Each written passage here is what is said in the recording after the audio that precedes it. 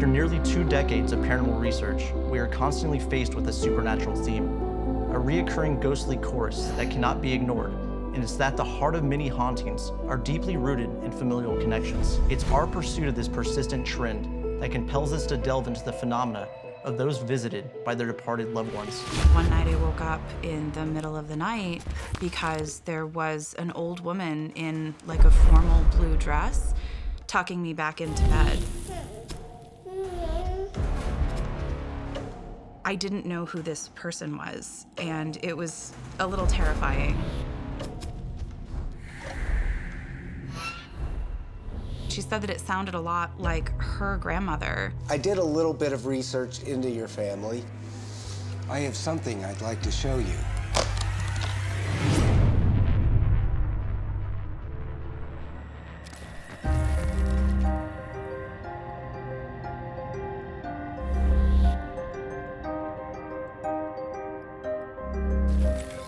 In this episode of Family Spirits, Lauren learns that the same guardian angel phenomena that cared for her as a child may now be looking over her son, leading her to believe that the ability to witness paranormal activity and see deceased loved ones could be genetic in nature. Hi, my name's Lauren, and I'm here because I've had experiences with paranormal, specifically with my family, and I wanted to share them.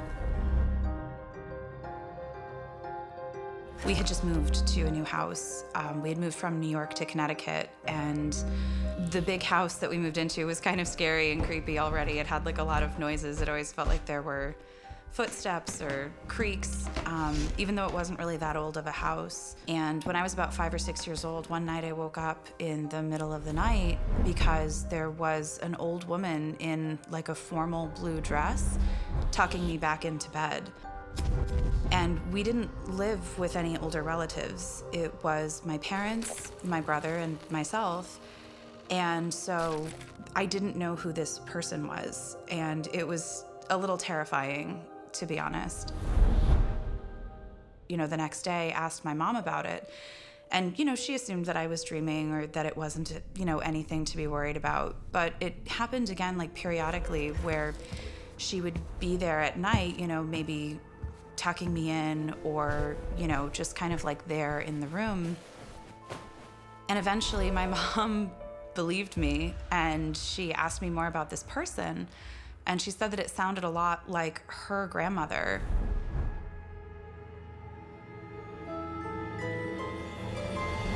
Which is strange because this woman died long before I was born. So eventually she found a picture of her, and it's the exact same dress that she's wearing in the picture because she was buried in it. It was her favorite dress. I don't remember seeing her much after I was about like 9 or 10 years old. That was probably the last time that I remember seeing her. I remember her being very real. I didn't have imaginary friends as a kid. I don't know if I have a very good imagination to begin with. So I remember it being a very real experience. I could smell her perfume. I could feel her hands on the blankets. I could feel the blankets being pulled over me. When she was in the room, it felt like when there is another person in the room, it didn't feel like a TV was on. It felt like somebody was there with you. I'm not sure if the reason that she came by was because I was available or if it was because she just wanted to get to know me.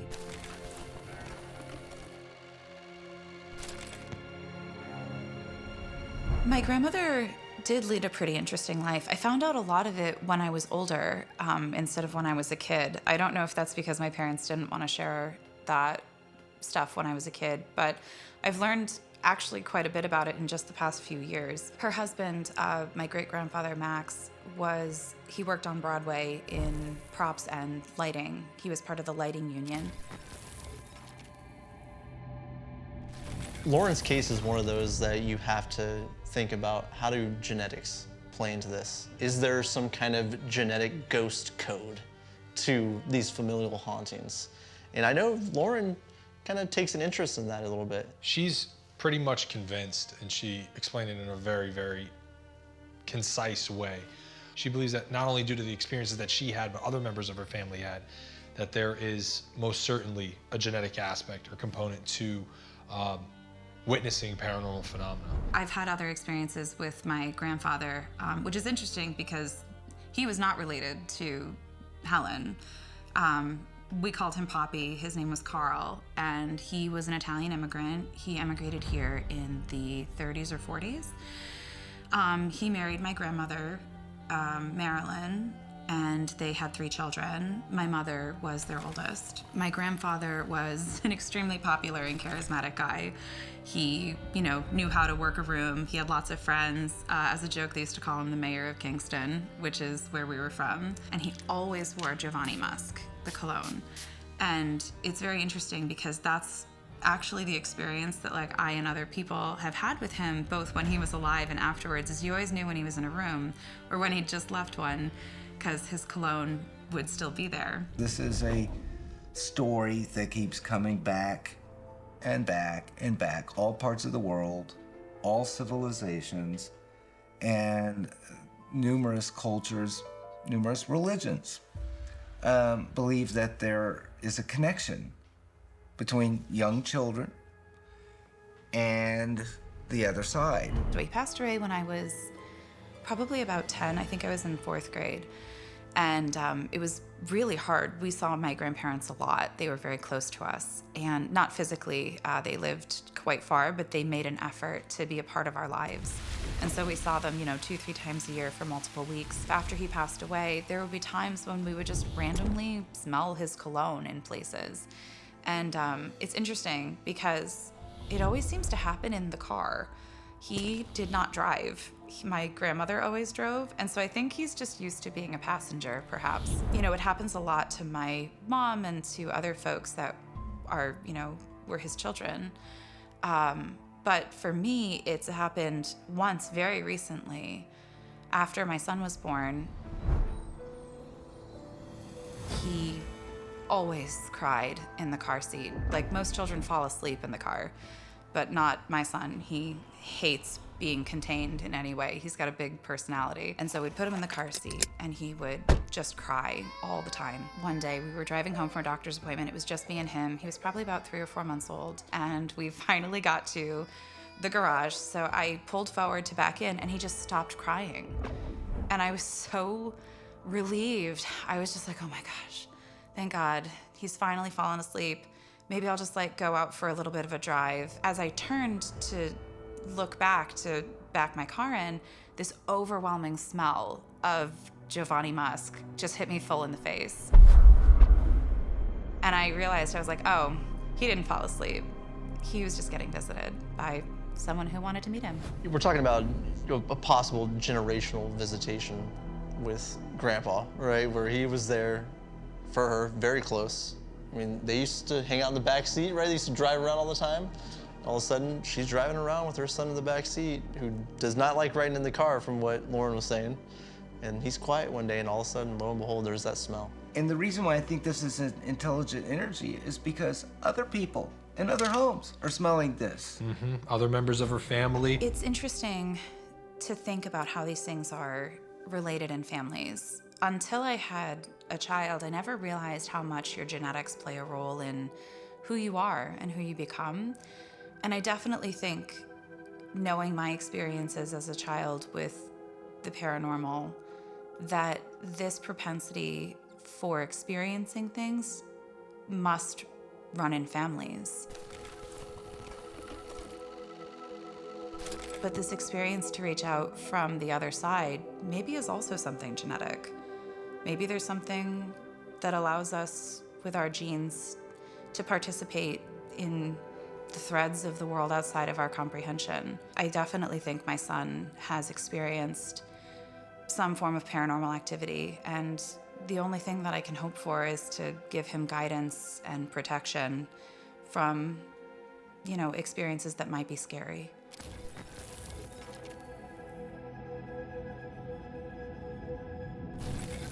Hi, Lauren. I'm Craig. Hi, Craig. It's so nice to meet you. Nice to meet you, too. If I'm not mistaken, you, in addition to having a visitation by your, great-grandmother? Yes.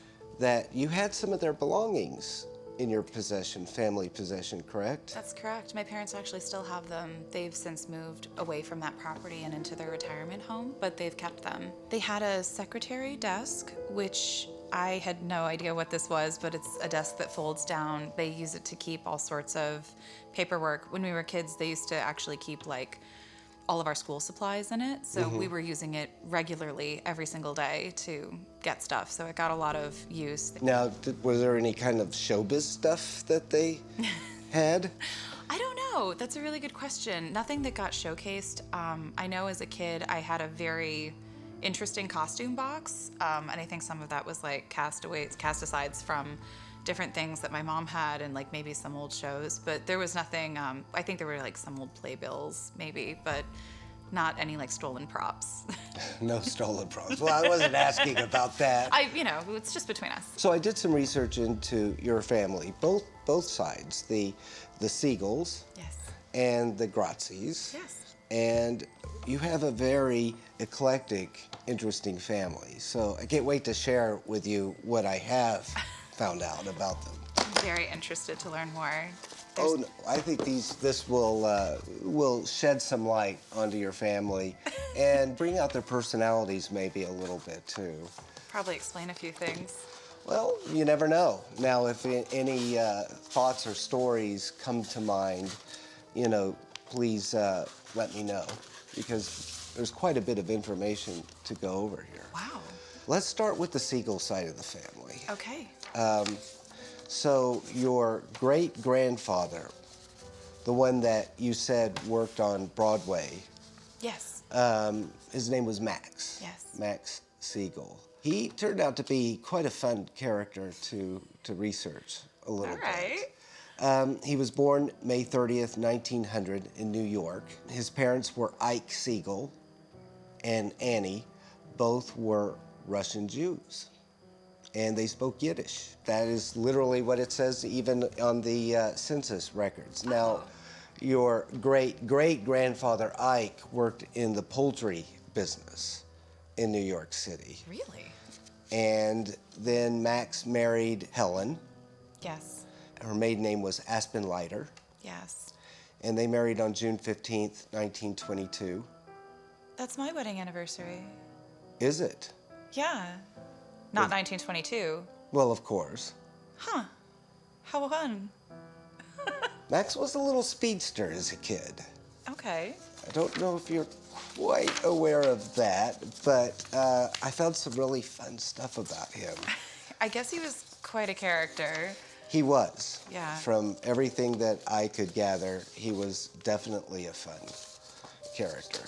Now, I'm looking at an article from August 11th, 1911, and he's what? He's 11 years old. And he makes the newspaper having races at the playground. He loved going fast.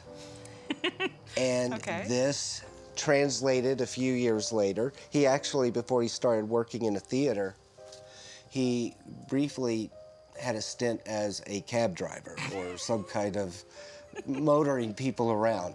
So he loved automobiles, and automobiles were fairly new back then. So he was definitely into technology, and he definitely was into things that moved and were constantly moving. And he had some brushes with the law, apparently, because of his driving. So, haven't we all? Yes. Well, this is 1920. This is my favorite mention of him. Says, for failing to obey the signal, Patrolman Stelz on traffic duty yesterday at the Harlem station, and for using bad language when the patrolman spoke to him about it, Max Siegel, age 20, was fined $5 by City Judge Appel in special session today. Siegel was stopped by Stelz first and was asked why he did not obey the signal. He was alleged to have made an insulting reply and drove onto the racetrack.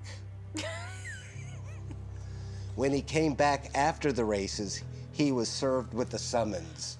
Amazing. It doesn't say if he won the race. No, it doesn't say, but you know what? You would think that you know, getting summoned and a $5 fine would be enough? No. 1925, the following accidents occurred yesterday at 8th Avenue and 1st Street between machines operated by Max Siegel and Arthur Feiner. So he gets involved in a traffic accident in 1925. Oh boy. In 1928, Max Siegel summoned by Patrolman Turnbull on the same charge for passing a traffic light without stopping. Oh my gosh, you've got so many of these. 1932, fined $5 again for speeding. So that was Max's little side career. It's interesting how these things go genetically, isn't it? Why, do you have any speedsters in your family now? Oh, I'm a car person. Oh, really? Yeah, I love cars. So these are his traffic notices. In the roaring 20s, he was definitely roaring. Amazing. So that is for your records. Thank you. Let's move on to the Broadway aspect. Now, you had been told that he worked on Broadway. Actually, I found no records of that. What I found records of is him going to work in 1920. In fact, this document right here is his registration card in 1918, and it looks like he is a stagehand at the Proctor Theater in Mount Vernon, New York, and he is also working as a taxi driver on the side during this time. So this stagehand job eventually moved to master electrician. Wow. And then he stayed with that job almost his entire life. That's amazing. So he had a pretty exciting life. Interesting career. Yeah, well, I brought you a little gift because I love postcards, vintage postcards. Oh, but me too, actually. But being from the LA area, I love old theaters too. So I actually found, this is the postcard where your great-grandfather worked. Oh my gosh, how cool. And this theater still stands today? It still stands today, and believe it or not, it's supposed to be haunted. Wonder if Max is kicking I around there, don't know. I don't know. You said that he wasn't living at home too much. No, maybe he's spending his time over at the theater. Your family was popular. They liked making the news. That tracks. That tracks. Now, your grandfather, Carl, he was an early pioneer of electronics. He worked at IBM. Now, you had mentioned that your grandfather was nicknamed the mayor of... Oh, the mayor of Kingston. Mayor of Kingston. That was always the joke. That was always the joke? Yeah. Well, what if I told you that he actually was a mayor?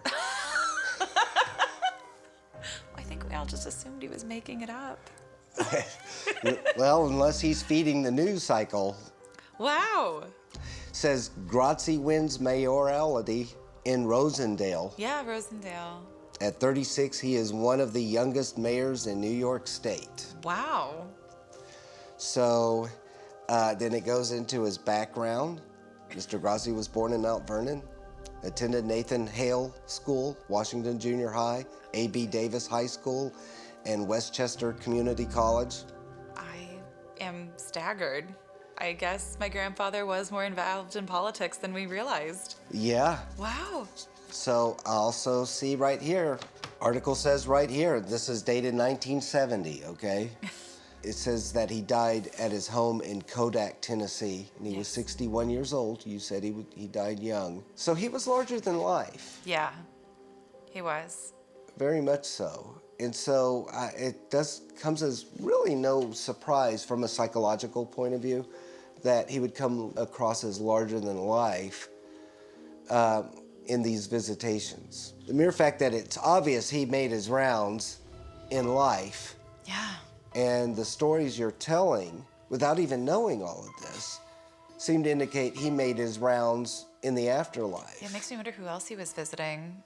Yeah, it's time to take a poll, a I know, family right? poll. It might be. That's so fascinating. I can't believe it's real that he was the mayor.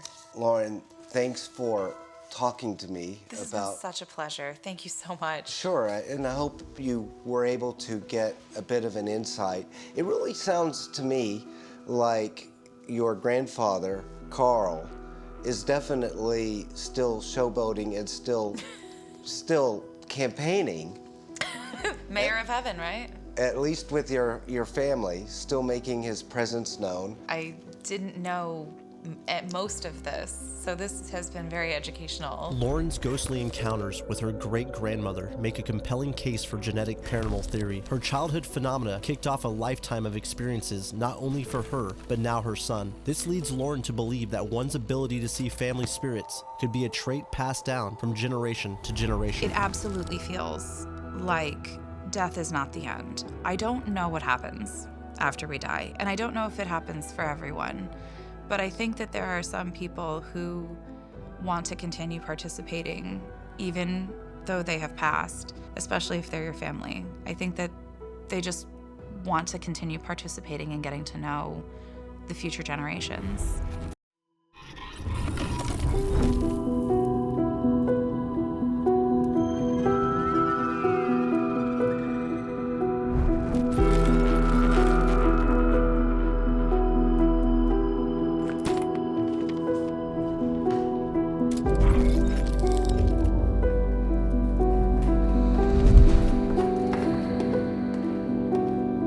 After nearly 2 decades of paranormal research, we are constantly faced with a supernatural theme, a reoccurring ghostly chorus that cannot be ignored, and it's that the heart of many hauntings are deeply rooted in familial connections.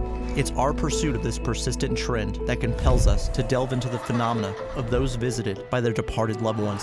When she said, always look for the answers you never got, that's the reason I started investigating.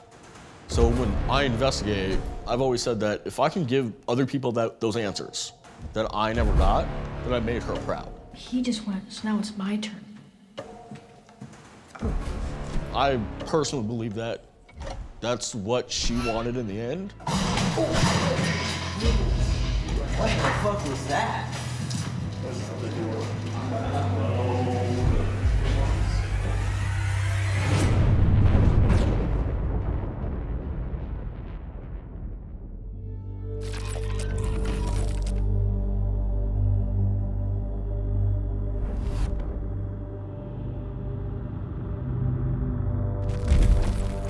On this episode of Family Spirits, we speak with Justin, who as a teen struggled with the death of his grandmother. He was later awoken by a paranormal occurrence that would change his life forever.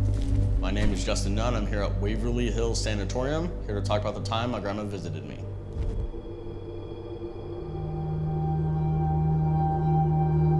So we lived in a house in Palm Springs, California. We had something called a playhouse, which is where like a pool table was, stuff like that. I was a weird kid, so I would go out at like 12 a.m. and like roam around the pool. The first thing I remember happening, there was a loud thud, and it was a metal playhouse, but there was nothing in the playhouse. There was no dogs or anything like that. There was a loud thud. About 6 a.m., it was like either November, August, and it was at random times throughout that, you would hear a blood-curdling scream at about 6 a.m. And like I could hear it. No one else could hear it, but I could hear it. And then I would get a certain smell. Think of wood, like burning Palo Santo or wood, but right up against here. That's what you smell. And then immediately after you smell it, you hear it. And it was only once. You only hear it one time. And then you don't hear it the rest of the day. And then you may hear it 3 weeks later. Don't hear it the rest of the day. It was very inconsistent, but it's definitely something where you definitely heard it. Now that I'm older, I still hear it. It's not as prevalent, but it's definitely still there.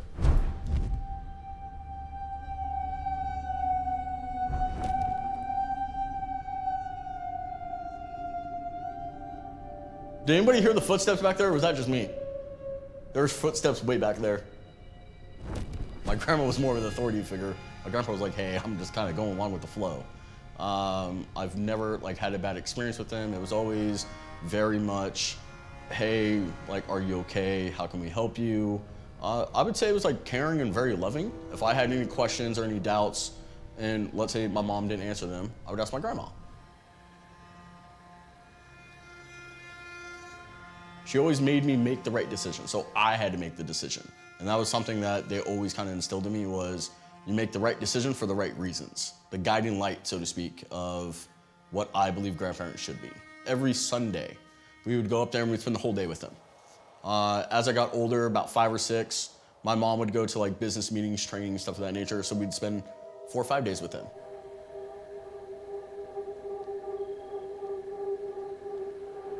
I knew every time I would go there, I'd get Mountain Dew, orange Tic Tacs, and play Dummy Rummy for at least 4 to 5 hours. The basic principle of it is based off of the card game Rummy. One of the things that they always said was, Mother May I. So when you put down a card into the pile, Mother May I was like, hey, can I take that card? And then you would put it into your hand and complete your set. So my grandmother was, like, she had a memory sharp as a tack. Like, she could tell you every time I screwed up. Like, she really could. She never missed Mother May I. Like, that was her thing. She never forgot whose turn it was. Well, we were over there one day and it was her turn. I had to remind her, which I thought was weird. I was like, I've been playing this game long enough to know you don't forget someone's turn.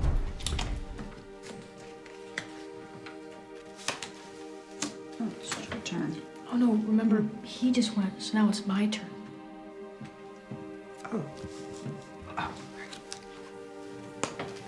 And she would forget those, but I just never like caught on to it. That's when it kind of all clicked that like something's not right here.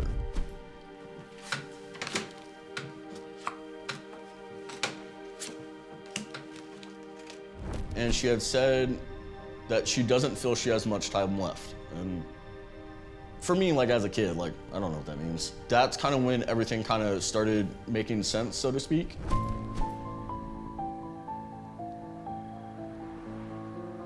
It was June 14th, I believe, 2004.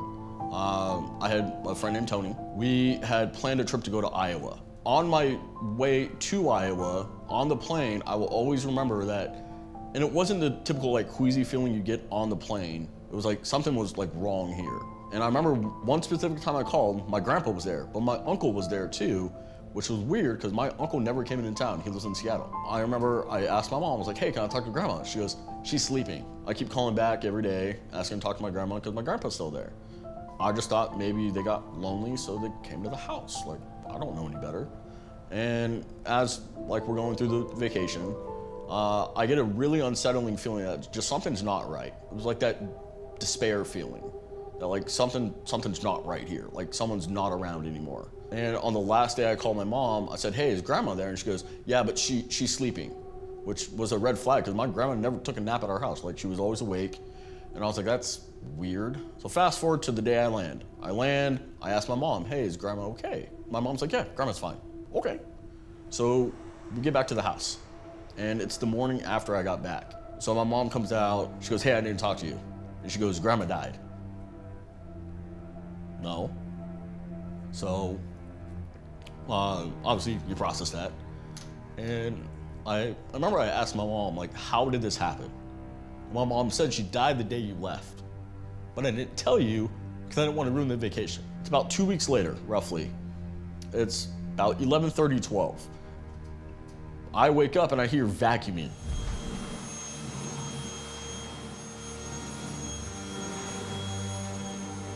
And I saw my grandma. I was like, what? I was like, that's, so you do the, rub your eye things, make sure it's not like an apparition or anything. I rubbed my eyes, she's still there. I was like, what? We were having like a conversation, but not a conversation. It was a conversation, but like you could tell how she felt. And she said, I'm sorry for not saying bye. I was like, okay. And then her and I had, it was like a heart-to-heart. Obviously, she's not really like talking. This probably lasted, it felt like forever. I mean, I looked at the clock later, it was like 10 minutes, maybe less. The last word she said was, always look for the answers you never got. She reached out her hand, I reached out my hand, and she disappeared. And yeah, I haven't like spoken to her since. And that was her way of saying bye to me.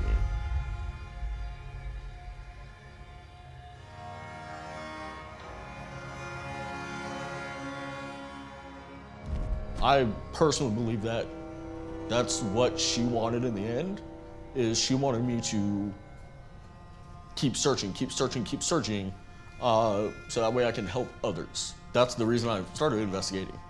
So when I investigate, I've always said that if I can give other people those answers that I never got, then I made her proud. Is if I can get her to talk to me or say she's proud or something, then I accomplish those goals. What the fuck was that?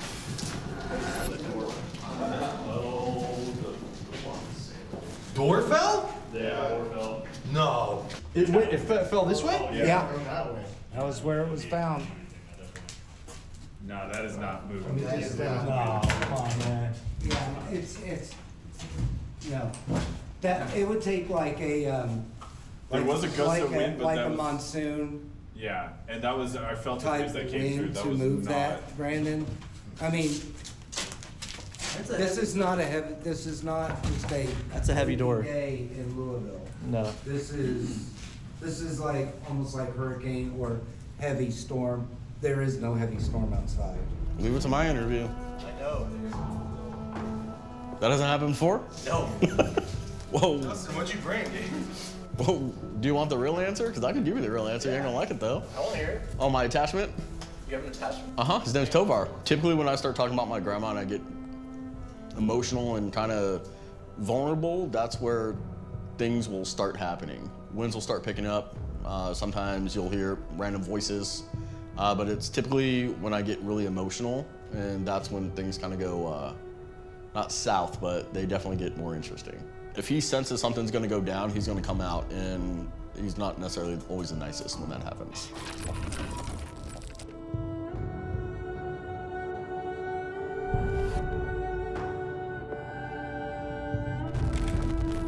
Hi, Justin. Hello. Pleasure meeting you. Pleasure to meet you. You and I are actually part of an investigation. So while we're talking about your family, your paranormal experiences and whatnot, Mustafa is actually going to be in another part of the building asking questions relating to the information you provided in your interview, as well as Kevin in another part of the building. And just on the other side of this wall here, Brandon is monitoring devices connecting to this particular conversation.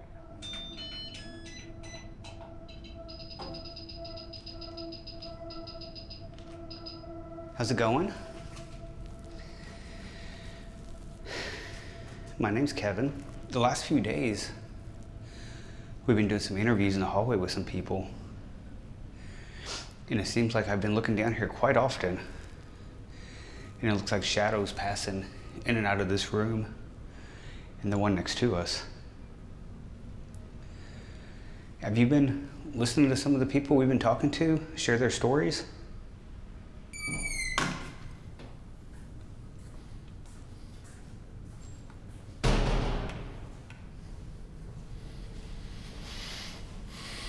All right. So I'm here on the second floor of Waverly Hills. Now, this might be me overthinking things, but I thought that because Justin was so excited to be here,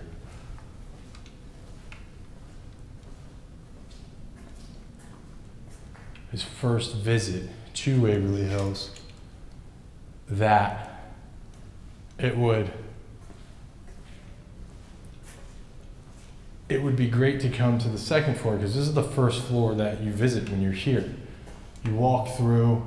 When I came into Waverly Hills the first time, you know, you see some of the graffiti, you learn about, you know, the history of this place.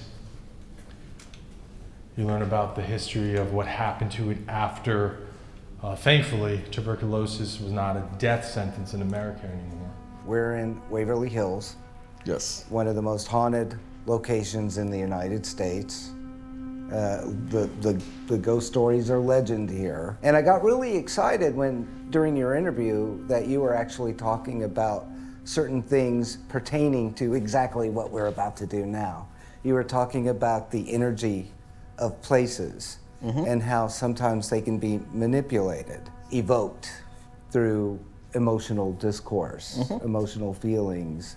You know, so that's what we're doing here. We're conducting our own experiment. I have a device sitting here on the shelf. And if you want to answer yes to any of my questions, please feel free to go up and touch it, or you can breathe into it, anything like that. And we can communicate that way.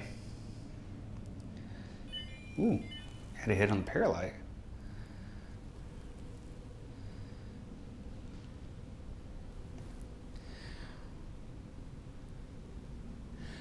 Is there anyone that you were happy to be reunited with? Thoughts are energy, emotion is energy, and that the supernatural have energy behind them. This place is supposed to have lots of these kinds of energy. And as you recall, during your interview, a door fell over and crashed. And ironically, if you believe in irony, or if you believe in synchronicity, it happened not that long after you got very emotional in talking about a part of your life and your relationship with your grandmother. In fact, I believe you were just talked about your last experience with your grandmother and what was talked about. Yes. None of these other rooms were disturbed. But this one room with this door that's probably 50, 60 pounds, maybe even a little more than that, blew over and crashed. What the fuck was that?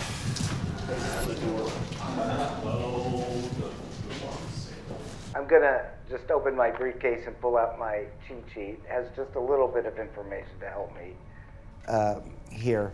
One of the things that I want to ask you about is that I find it interesting that you're having paranormal experiences with your grandmother, or you've had it. You still feel that she's around, correct? And but she is not a blood relative of yours, correct? No. Just got barometric pressure. There's a shift in barometric pressure and temperature. Don't think the wind from the sensor did anything there. We're moving it up right here, just in case. Whenever we take the time to express the methodology of the work that we're doing, right? Or, we're discussing what's happening. We've been registering environmental changes. On the APL, it almost always comes up in the form of electromagnetic frequency changes. Right now, there we go again, barometric pressure and temperature increase. Again, expressing the methodology of what's going on, and I don't find it coincidental that the number of experiencers and witnesses that we've been having here in this case study are paranormal investigators. And Justin also said that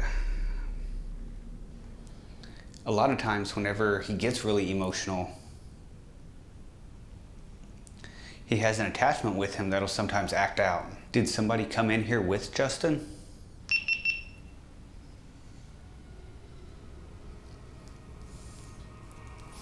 So I don't know what happened. I just realized it wasn't recording anymore, and it said it's repairing the file. But the second I did something different, someone died. So I've always said that I blame myself because that was the only thing that changed. Nothing else changed during that environment, just me going on vacation changed, and as a result of that change, she died. So maybe if I didn't go on the vacation, she wouldn't have died. So that is blaming. You are you did I've blamed blame myself yourself. for 20 years? Something like that. I will always blame myself because I feel that since I wasn't there, that's why she died. So how long did that carry over with you, that kind of anger and that blame? 4 years? 5 years? The blaming myself, that's not necessarily like something I think about all the time, but when I start talking about it, that's when it's my fault. I changed it. She died because I changed something. But the blaming myself of like constant, it's my fault, that probably lasted for 4 years. And you wanted to talk to her so badly to communicate with her and to continue that relationship that you elected to give the dark arts, the occult, a chance to come in and connect you with your grandmother. Yes. Do you feel that you connected with your grandmother during that time? Nope. Now that I think back on it, no. Did you think you connected with anything during that time? A couple different things, yes. And you believe that one of those are attached to you now? Yes. Yep. I was under the impression that since my grandma wasn't here, she logically had to be there because she hadn't crossed over. You just had a door crash. What was that?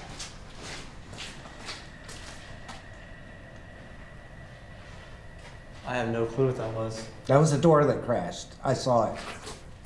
It was this door right here. It went like that and stayed. This is actually what I saw. You actually saw it close? I saw it close. Craig saw his door shut. We heard it too. I don't know what's going on right now, but if you can hear, my shit's going crazy down there right now.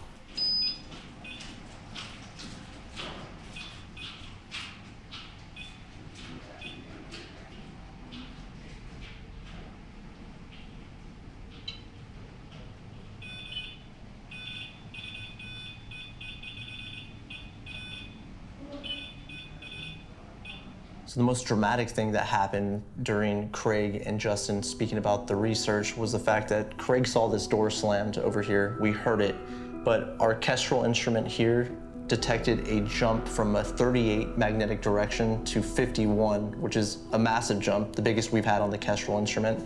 And at the exact same time on the magnetometer, we not only had an X, but also a Z axis of a huge spike in Tesla units at the exact moment. So that moment of that door closing, slamming, there was a huge disturbance within the environment on multiple devices here. Justin is yet another participant in our case study whose emotional state correlated with significant findings. While discussing his grandmother and the guilt he felt with her passing, we documented physical, environmental, and audible phenomena in our investigation. Don't be the person that just shoos it away. It's happening for a reason. Acknowledge it. And if you think it's like a family spirit, by all means, open up and talk to them. Nothing bad's gonna happen. I'm living proof of that's how that works. Process that grief and process that so that spirit, if they want to, can move on. The data we've gathered thus far corroborates our hypothesis on familial hauntings.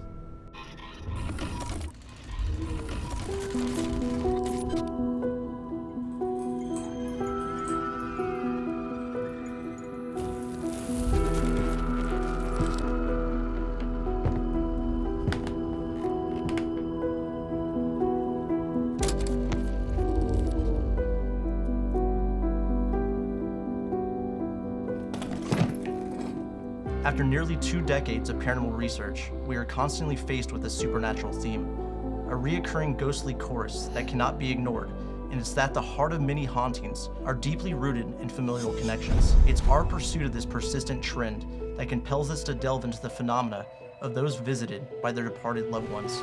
He appeared to me almost like he was still living. Obviously, it terrified me. But I knew who it was because of his clothes. He wore the same jacket constantly. And my grandma called and said, "You need to get over here now." I grabbed her hand.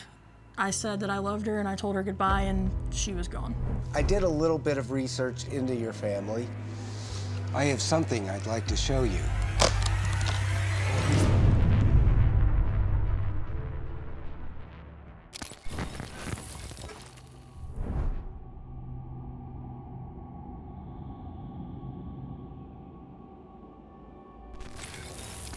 In this episode of Family Spirits, Kennedy shares the heartwarming relationship she has with her great-grandmother, one she believes persists well after her death. The series of paranormal occurrences that mimic familiar interactions Kennedy had with her great-grandmother in life, however, isn't the first encounter she's had with a departed ancestor. My name is Kennedy Baus. I'm 24 years old and I'm from Kokomo, Indiana. I'm here to share my stories about my great-grandmother, my great-aunt, and my great-uncle.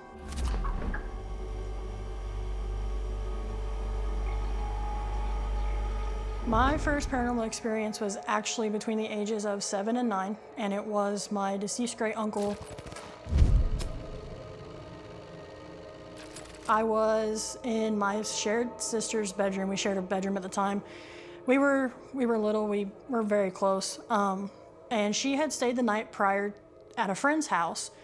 And I rolled over the next morning, and there on the bed sat my great uncle in his blue jacket with a little bit of red on it. And he sat there probably maybe 15, 30 seconds at the most. And then as fast as he came, he went, and that was pretty much it. He appeared to me almost like he was still living, like he was actually a human sitting across from me on the other bed. He wasn't really see-through. He was actually quite solid, which kind of caught me off guard the most, I think. And I never had any experiences prior to that, so obviously it terrified me. But I knew who it was because of his clothes. He wore the same jacket constantly. He always wore a pair of blue jeans, the white light wash blue jeans. He always wore a button-up white t-shirt with stripes across the front of it. He always had on kind of like the thin rimmed like 70s glasses. That's how I knew who it was.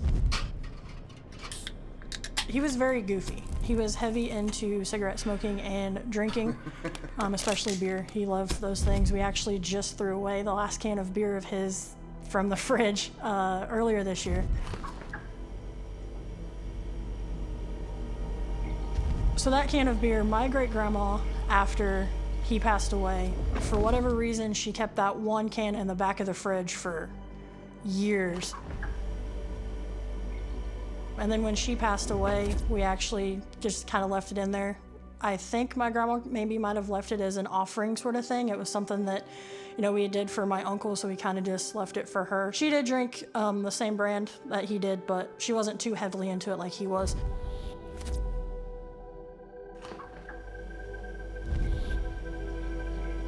And I think that kind of helped her hold on to his memory a little bit more than what it would have if we just would have thrown it out. I believe it was in October of 2006. My mom hadn't heard from him for a couple of days, which was quite odd. He was always down at the house. He was always around one of us, and if it wasn't in person, he was on the phone, or we were out doing something with him. She actually went to go check on him, and she found him in the bathroom between the toilet and the bathtub, and he had passed away. So after my Uncle Davey passed away, my mom was very sensitive to the topic. And I understand why. And even now, she's still not very open about it. She doesn't talk about it. Sometimes when we go to the cemetery to take flowers, we ask her if she wants to go, and she says no.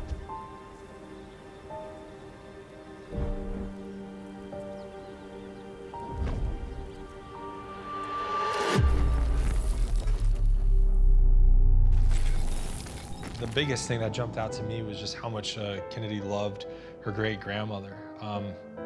I was lucky enough to know my great-grandmothers from both sides, but Kennedy, she spent all of her time with her. I have had experiences too. I had one experience not that long ago where my grandfather was about to pass. He was in hospice, and I was told he wouldn't live 24 hours. And I was sitting here talking to my wife about it. And then suddenly I was feeling like this cobweb feeling on my ear. And I was like trying to wipe it away. And then I'm looking, I don't see anything, like loose hairs or anything. And then suddenly something really solidified. And suddenly my earlobe just was tugged. It instantly brought to my memory, that's what my grandfather used to do, and it irritated me to no end. Her family spirits don't end with just her great-grandmother. You have Uncle Davey, who she saw very clearly at the foot of her bed. My great-grandma was the life of the party. She was the glue that stuck the entire family together. She brought people around. She loved to have people over for dinners. She loved to have holiday celebrations at her house. She loved everyone. She always called me Angel number 1 or Sunshine. And then my little sister was her Strawberry Blonde or Angel number 2. She had pet names for pretty much everybody. My great-grandma and I were very close, quite literally from day one. Since the day I was born, my mom didn't take me straight home. She actually took me right to my great-grandmother's house where I live now. I loved her absolutely to death, and if love could bring her back, she'd still be here. When she passed away, that was really hard for all of us, especially me. We eventually brought in hospice care. Things got to be to where we couldn't handle it anymore. My grandma called and said, "You need to get over here now." We got over there, we walked in, I grabbed her hand, I said that I loved her, and I told her goodbye, and she was gone. A few days before she had passed away, she actually told me that she loved me, and I was the last person that she talked to.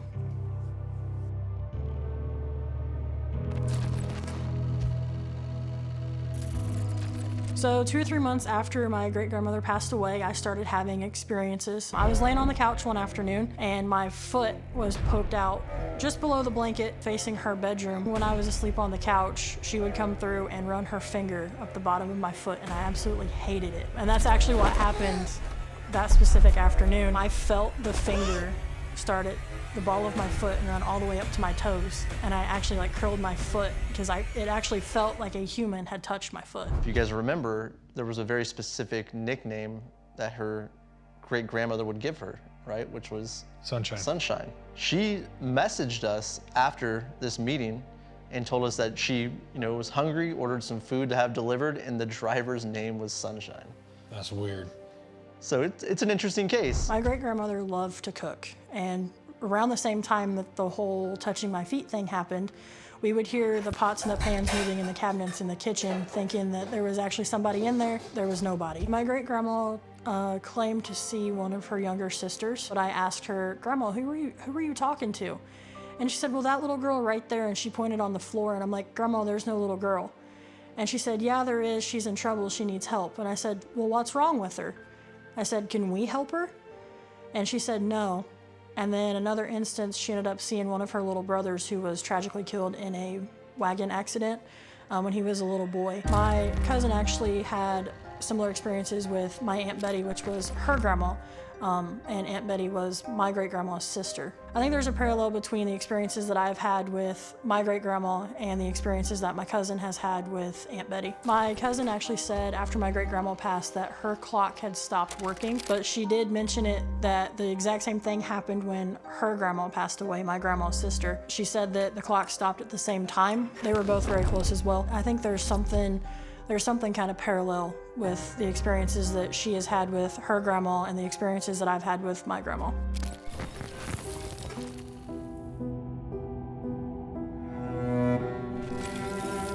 Hi, Kennedy. I'm Craig. Hi, nice to meet you. So you live in Russiaville. Russiaville, yeah. Russiaville. Yep. I'll never get that pronunciation. That's all right. You can try at least. I did look up where it is. It's a little north of central Indiana. Yeah. I know that it's a small little town, a little over 1,000 people. Yep. Does have quite a bit of history. One four-way stop. That's the extent of it. But do you know the history of? Not all of it, no. Not all of it? Not even really some of it. It does have a connection with the Underground Railroad. Okay. From what I understand. And then in the between 1850 and 1860, it incorporated as a town. But it started out as a Quaker colony. I don't know if you're quite aware of that. And I actually didn't know that. It was actually the Quakers that aided in the Underground Railroad. I did get a chance to look at your family history. Okay. And I was able to pull out a few bits of information to kind of fill in some of the blanks as to what you know about your family. So without further ado, pull out the magic file.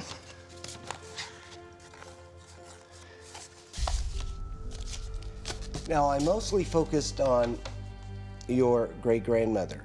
And just to be clear, her name was Dorothea Jean Rollins, but she went by Dot. Yep.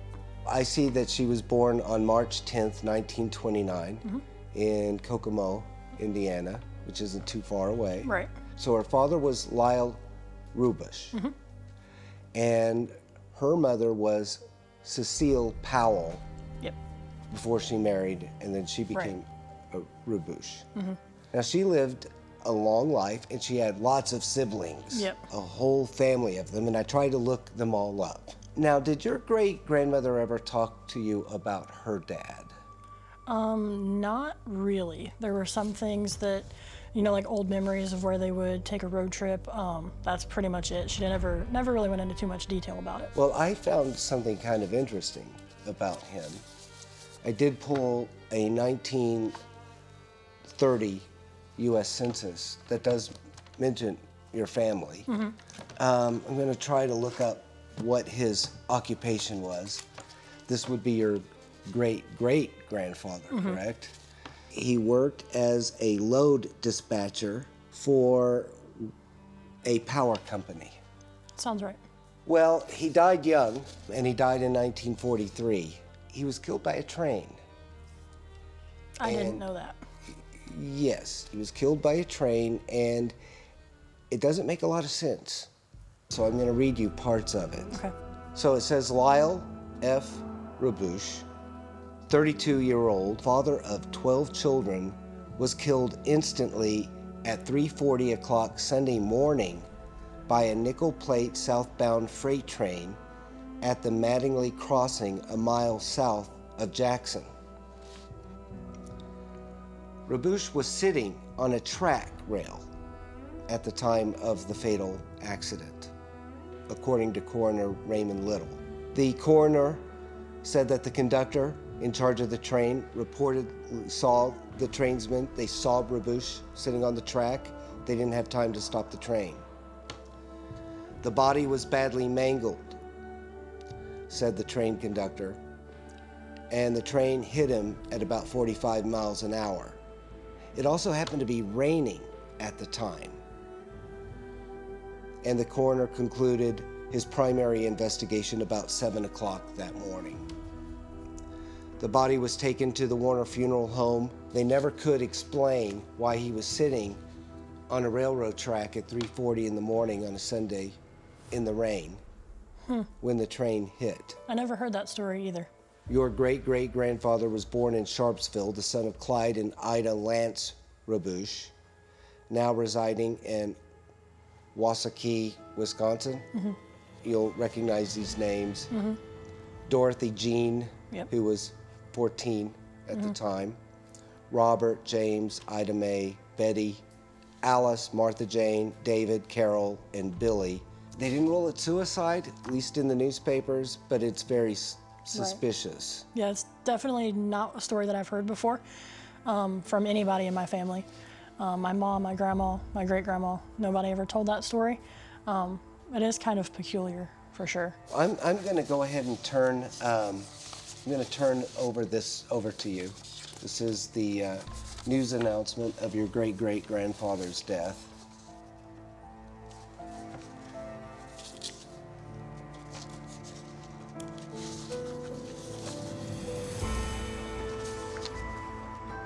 And like I said, that happened in 1943. So what I did is, knowing that, it had to have been absolutely devastating for Cecile. Right, So she was left taking care of 12 kids. right.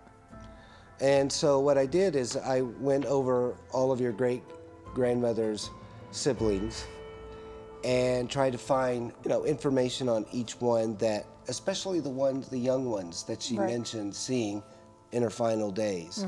And there are two matches. There's one match to a little girl that she claimed that she had seen, and there's one match to a little boy Wow. that she had seen. Her eldest sister was Helen, and I believe this is the little girl that your great-grandmother might be referencing. She was born in 1923. She died in 1925. What's interesting about this, though, is that she lived and died before your great-grandmother was even born. Right. Then there is your Uncle Davy. He was born in 1939. Now, the little boy that your great-grandmother might have mentioned would have been Billy. She actually did say that name. She did say the name Billy. Billy was born in 1942, and he passed in 1944, 2 years later. Now, you said it was a wagon accident. I could find no mention of a wagon accident, but we're talking early 40s. Right. Interestingly enough, though, Billy died a year after his dad died. So you had a double whammy of tragedies in 2 successive years for your great-grandmother's family, immediate family. Your great-grandmother obviously had quite a bit of strength, quite a bit of courage. Yeah. She went on to have a long life, as did many of her siblings. So they overcame Right. whatever tragedies that the family had. Well, I did pull some death certificates for as many of the family members that I could find. I've got David's certificate, respiratory failure. And you can kind of see there was a lot of consistency in your family following the death of your great-great-grandfather. That one definitely caught me off guard. Yeah, I never heard that story before. I was always told that, you know, he just passed away. There was no context. There was no reference to anything. The train was brought up with Billy, the wagon accident, but that was it. There was no mention of him being hit by the train. Doesn't really surprise me that maybe this one wasn't talked about in the family too much. Yeah. It makes sense after reading all the details. Do you think your great-grandmother is looking out for you in some way or 100%. another? 100%. I've been in certain situations where I'll be driving down the interstate for long periods of time, and my GPS will just randomly reroute to a country road, and I get home later to find out that there was an accident so many miles down the road where I was supposed to go, but I got off on an exit sooner than I was supposed to. Well, I haven't heard that story before. It actually happened today on the way down here. Oh, really? I was on I-65 and it rerouted me out through the country. So you believe your great-grandmother rerouted you on a safer road just to make it out here to talk today with me? Well, I appreciate you coming by and sharing your experiences, and I do wish you good luck in learning all about the history, documenting it, putting it, you know, in the proper context. It's a wonderful adventure. It takes a lot of effort, a lot of pain, and a lot of thought that goes into it. And I hope that I was able to shed a little bit of light into your family. Yeah, you definitely did. Like I said earlier, that was the most shocking thing. I wasn't expecting that, but I'm glad somebody was able to be like, hey, this is what happened. Right. You know, now that's kind of like you filled that void to where I didn't know what had happened. So now I have an idea of the ending of his story. Thank you. Kennedy's relationship with her great-grandmother is one rooted in adoration. The love she had when speaking about their day-to-day activities is palpable. It only makes sense that these daily rituals would persist in the form of paranormal activity well after her great-grandmother's death, leaving Kennedy with uncanny reminders of their eternal bond. My biggest piece of advice to anybody who has lost a family member, they're still there. You may not be able to see them or, you know, experience them like I have, but I promise they're there.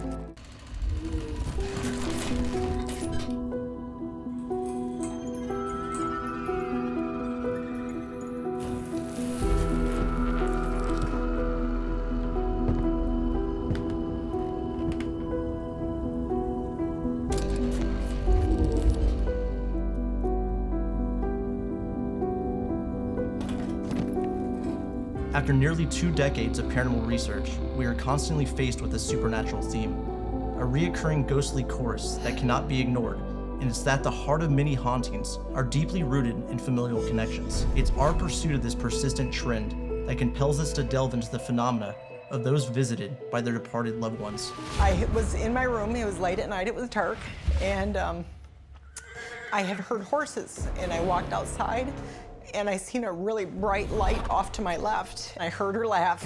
I got this instant relief and just peace. And she looked down at me, and I just instantly started crying.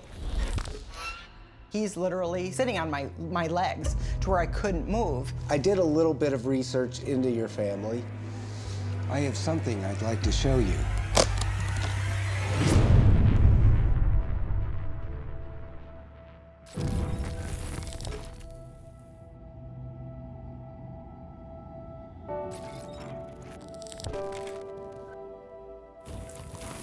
In this episode of Family Spirits, Carrie reveals how she struggled with the loss of her childhood best friend in a fatal car wreck. Forlorn and reluctant to speak about her pain to anyone else, she found peace during a solitary horse ride, where a paranormal occurrence changed her outlook on the possibility of life after death. I am Carrie Kushel, and I am here today because I had lost my best friend when I was 15 and she had just turned 16. Ronnie and I were very into horses. That's all we ever did. So you didn't see us much at home. We were riding all over the countryside with them. Ronnie was quite a firecracker. She had a very sarcastic, funny personality, very loud and boisterous. I kind of am as well. So we hit it off pretty well. But we spent every waking hour when we were together riding our horses. My name is Mary. I'm Carrie's mom. She was a great friend. She was with Carrie all the time. They were in and out of our house all the time, and she was just a wonderful person, a great friend for Carrie. They were very similar personalities and always had lots of fun together. As Carrie said, those two were so close and always riding their horses. I didn't know how I was going to tell Carrie. It was terrible. I didn't realize for years how much it had bothered her. She was actually coming home from a Kentucky Fried Chicken interview, and they were coming through a country intersection, and all the corn was up in the cornfield, and at that intersection, neither car stopped, and they collided, and all four people, 2 people in each car, died instantly in that accident.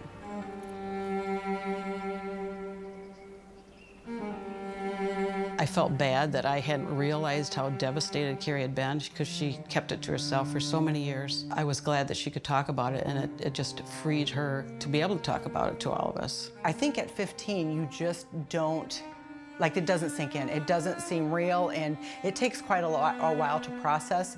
I didn't actually process it until I walked into her visitation, and I had seen her picture on top of her casket, and that's when it sank in. And I turned away from the funeral home at that time, and I never went back in. I couldn't comprehend that. I actually really struggled with her death for about a year, and I really kept it to myself, and I had rode my horse quite a bit to her gravesite, because I didn't know how to deal with it. And I said, talked to her, and I told her, I said, and this was almost a year after, and I said, Ronnie, I can't deal with this anymore. And I literally thought I was going to go out of my mind.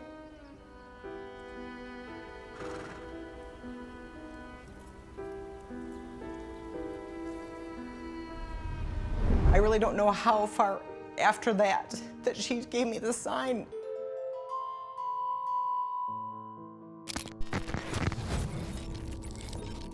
You know, Carrie's case is very tragic.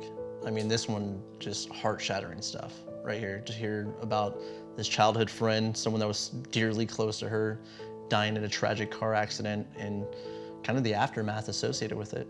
Again, it's another instance where somebody had a super close connection with their friend. They had this unique bond, this specific activity that they did together.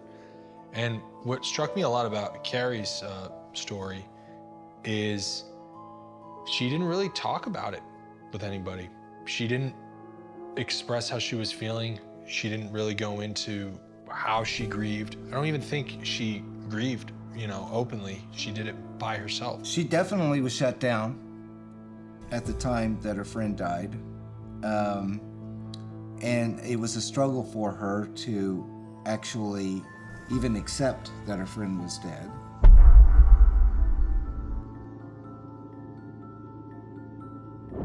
My name is Danielle. I am Carrie's daughter. The very first time I heard the story from my mom about her experience with Ronnie, I think we were both emotional because every time she tells that story, she gets emotional because it was a big thing. That was the first time that she's ever had anybody close to her pass away like that, or really even pass away. So when she did share that story to me, I was just so emotional with her. And so kind of intrigued and interested that she had that experience, just because it's not a common thing to necessarily hear somebody having an experience like that, even though they've experienced death. And so when she did tell me that, it was very just so cool, and I was so proud of her for telling me that as well. I was in my room, it was late at night, it was dark, and I had heard horses, and I walked outside, and I seen a really bright light off to my left. I knew it was her immediately, and it was probably somewhere between 10 and midnight, and I walked out to the end of my driveway, and I heard her horse, and I heard her laugh, and like I got this instant relief and just peace that came over. And she rode up to me, and she had this shitty little grin. Can I say that? And she looked down at me, and I just instantly started crying. She looked down, and she's like, I'm okay. You need to be okay. I'm okay. And she was on her horse, and all the horses were completely at peace. There was no excitement from the horses, and just the warmth that I got from her. And she gave me that silly little smile, and she left after that. And that was my first experience with her, and that truly gave me peace, seeing her happy and on her horse and knowing she was okay.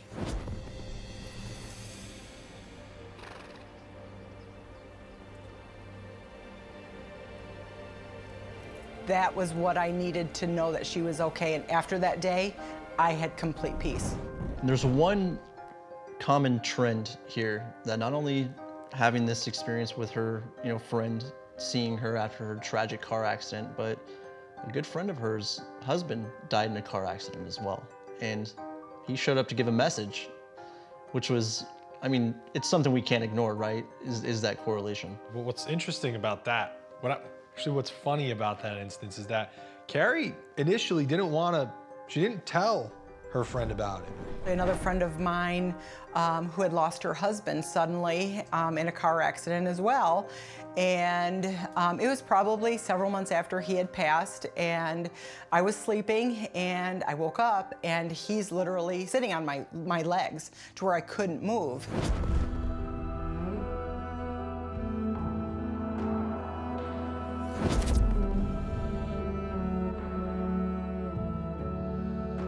And I yelled at him. His name was Joe. And I said, Joe, what the hell are you doing? Why are you on my legs? And he said, you need to tell Jen a message for me. And I said, okay, what is it? And I was kind of fighting with him and combative about it. And he didn't believe that I was going to tell her. So he told me, he said, no, you have to promise me that you're going to give her a message. And he said, you need to tell her that I am okay, and you need to tell her to move on. She's got 3 little kids to raise, and she can do it, but she's got to move on and move on past my death. Well, I didn't do it for probably several months and kind of forgot about it because I didn't know how other people feel about the paranormal and experiences, and I didn't want to, overstep my bounds with Jen and tell her about my experience. And so Joe came back, and he did the same thing, and he sat on my ankles again, and he was pretty ticked off at me and told me I promised him that I was going to do it, and I never did it. And I explained to him that I wasn't sure how Jen felt about these things, and he convinced me to tell her. And a month or so later, I had met Jen at a local pub and told her about that. And she instantly started crying, and I'm like, oh my God, what did I do? What did I do? But she actually had just told me that another friend of hers, who I did not know, had told her the exact same thing, that Joe went to her other friend and asked her to give Jen the same exact message. Joe's been gone now, I think, for about 21 years, and she still tells me to this day that was the piece that she needed to hear. When you speak to her, it is like the windows to the soul, looking in. She's got some deep currents inside. And I'm not saying this in a negative way, by any means. She has deep emotions running through her. I think a lot of it's joy. I think a lot of it's love.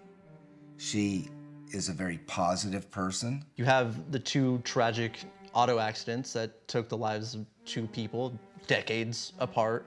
But you also have when she was out there with friends and her truck turns on by itself. I mean, just, I don't know what that connection is. It's definitely intriguing. There's something to it. Another instance that I had was with my daughter and another woman at a barn. We had boarded our horses down in Texas and had been at the barn for probably over an hour, and we had put our horses away and we were just standing in the aisle talking about, you know, the day and the horses and stuff like that. And I had actually had pulled my truck up to the barn, but it was probably a good 40 or 50 feet away from where we were standing. And again, had been sitting there for an hour. We were talking, and then I heard the ignition turn over, and I'm like, what's that? And my headlights came on and the radio came on. And we were actually talking about her friend that had just passed away from breast cancer.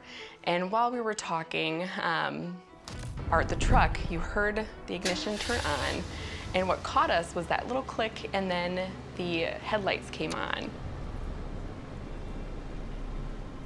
And so we all just kind of stared at each other and were kind of surprised. So we sat there for a moment, and then when my mom went back into the truck, she did see that the actual ignition, the key had turned, and the radio was on and everything. And we all just kind of smiled, and the lady that was there, she felt in her heart that that was probably her best friend that had just passed away, maybe saying hi or connecting in some way. And we all just turned and looked at the truck and couldn't believe that that had happened.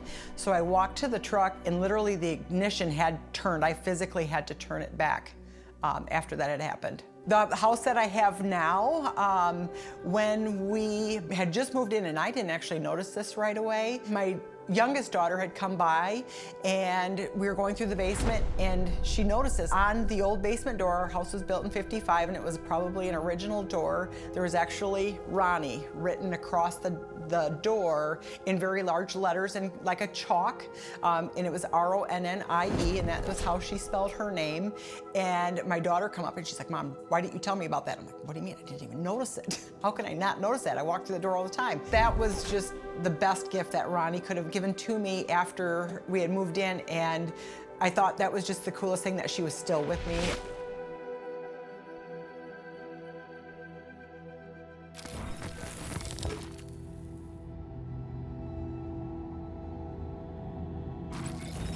Hi, Carrie. Hi, Craig. Have to do the gentleman thing and stand to shake your hand. Nice to meet you, Craig. Nice to meet you, too.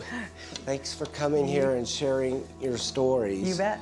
Now, you don't have any experience with family spirits, but you have a very close friend in Ronnie, and the paranormal experiences that you have had have one thing in common, very close friendship. And friendship, as many people will tell you, is often stronger than family ties. So let's talk a little bit about your friendship with Ronnie. Okay. I did do just a little preliminary research. Okay. I did pull out the newspaper notices. Okay. Didn't give a lot of information. No.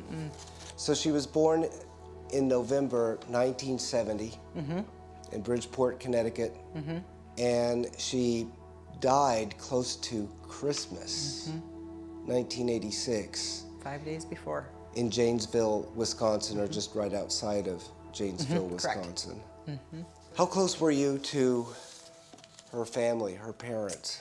I think teenagers. We were, 15 and 16-year-olds, and we didn't come near our families for the most part. We were kind of just independent, but I stayed at her house all the time. She stayed at my house all the time.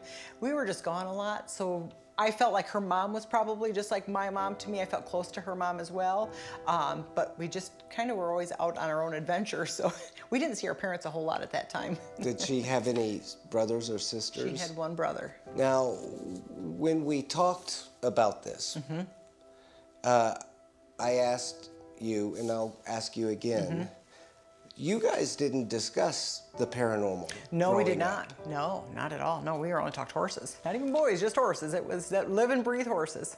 We never talked paranormal. And for how many years did that go on? For 3. For 3 years? So you just ate, drank, slept. That's all we did. And talked horses. So we would a lot of times take our own horses and meet up halfway, and then we'd just go wherever we felt like that day.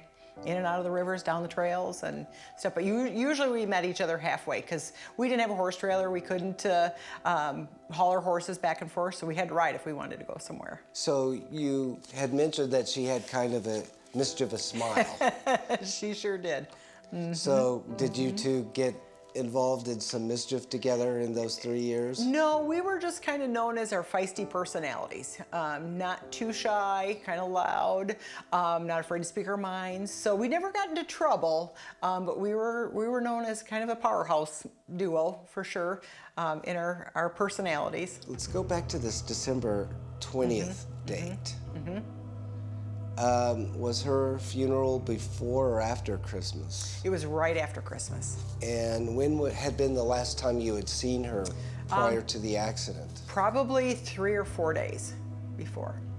But she was just starting a new job at Kentucky Fried Chicken, so she had gotten busy the last few days, so I hadn't talked to her. Probably it was within a week that I spoke to her last. My uncle happened to be a firefighter, and he was on scene, and he had seen the car, and he said there was quite a few presents in the back that her and her boyfriend had gone shopping and had for her family members that were in the field and inside of her car still. So like that was just something that really stuck with me as a teenager. Like, you know, it's hard enough to deal with death as an adult, but had never lost a loved one ever in my life. And so my best friend was my first loss to me. You said it didn't really sink in until like right after Christmas. Walking into her visitation. And seeing her picture over her casket. She had a closed casket due to her injuries, and they had a very large picture, and she kind of had that smart-ass grin on her face. And like, that's when it hit me, and I left. Yeah. Never went back in. I don't think you've ever gotten over it. No, it's hard to still think about that. Yeah.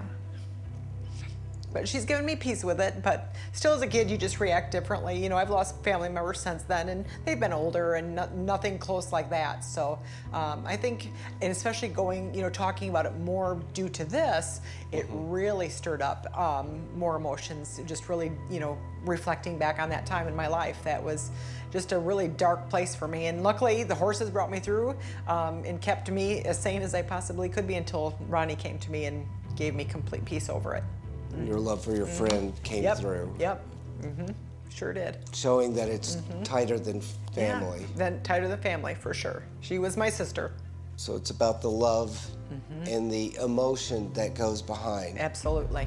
And my openness to believe in that. And I truly believe that there is life after death. So Ronnie came back to say goodbye to you. With her little smart-ass grin, she sure did. and it gave you a chance to say goodbye to her. It did. And I had complete peace after that. Just this incredible wash of comfort. Do you think you'll ever run into her again? Absolutely. In the afterlife? Without a doubt. Oh, without a doubt. I did find a couple of articles on the accident.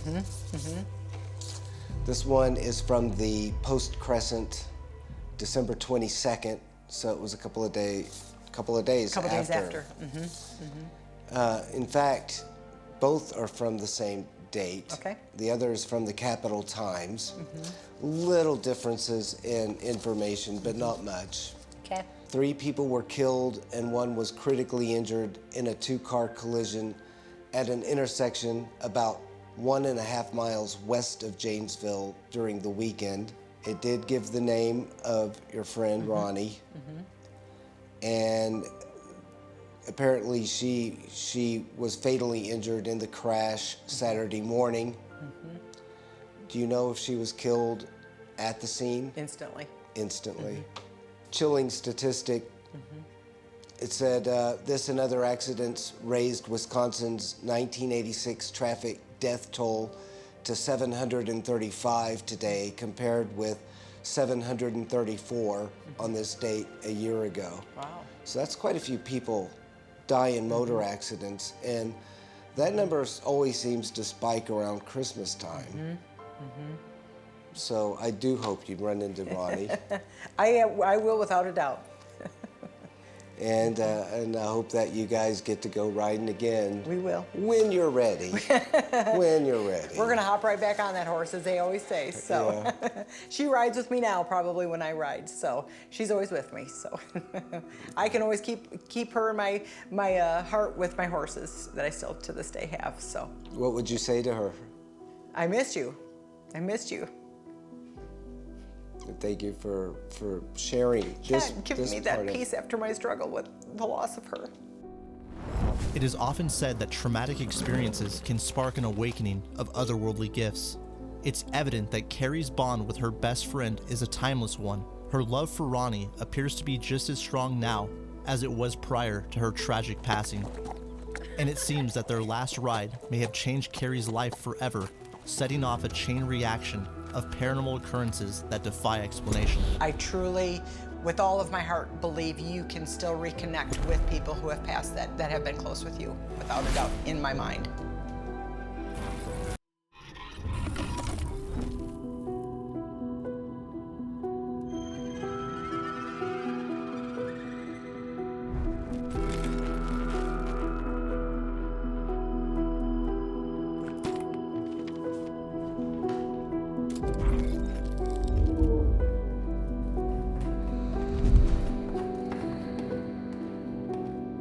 After nearly 2 decades of paranormal research, we are constantly faced with a supernatural theme, a reoccurring ghostly chorus that cannot be ignored, and it's that the heart of many hauntings are deeply rooted in familial connections. It's our pursuit of this persistent trend that compels us to delve into the phenomena of those visited by their departed loved ones. A lot of it is still a little fuzzy, but I do still have dreams about the day happening. And all of a sudden, I remember seeing him go stiff, and then he fell face first into the snow in front of me. I was 16 when I first started seeing visions of my grandfather.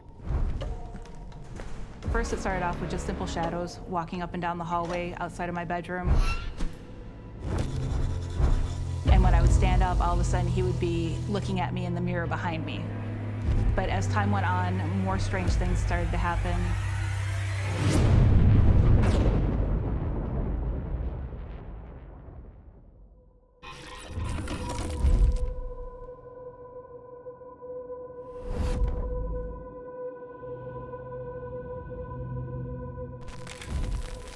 In this episode of Family Spirits, we speak with Heather, who witnessed the tragic death of her grandfather. Years later, he would show up in her time of need. I'm Heather Lee, here at Waverly Hills to talk about the haunting of my grandfather. Amazing man. I grew up, we did everything together. He'd ride me around the backyard in his wheelbarrow, and we just spent a lot of time. My favorite memory is he would sit in a chair and put his legs on this little stool in front of him, and I would curl up on, kind of in between his legs, and we'd watch TV at night. And I did that almost every night that we lived with him.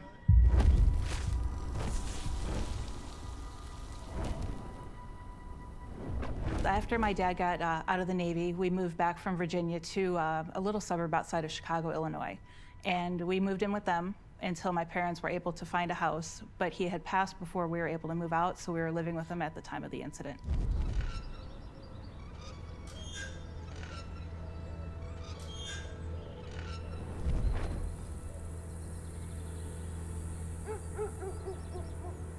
A lot of it is still a little fuzzy, but I actually still have dreams about the day happening. But I do remember we were outside, it was snowing, January day. He was standing there shoveling the back patio, and I was just minding my own business, making a snowman, making snow angels, and all of a sudden I remember seeing him go stiff, almost like a blank look on his face, and then fell face first into the snow.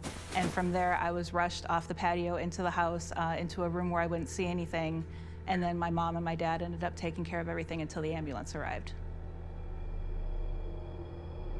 He was 66 years old, and he had passed away of a heart attack. It was just life as normal for a while there. My grandmother, we were still living with her, helping her through it, but she ended up taking some money that she had gotten from his life insurance and some other money that they had saved up, and helped my parents buy their first home.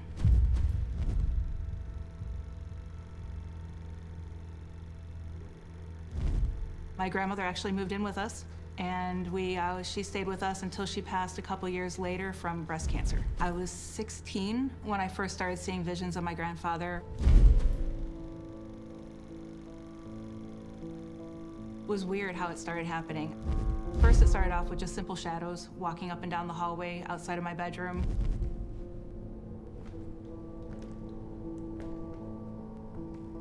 Next thing I would see, he would start sitting by my bedside, and I would wake up and he'd be just sitting there watching. One time it was actually kind of freaky. I just saw his head, and it was like floating just at the foot of my bed, staring at me. You know, he never lived here, he never had a piece of this house, and it was just kind of strange. But as time went on, more strange things started to happen.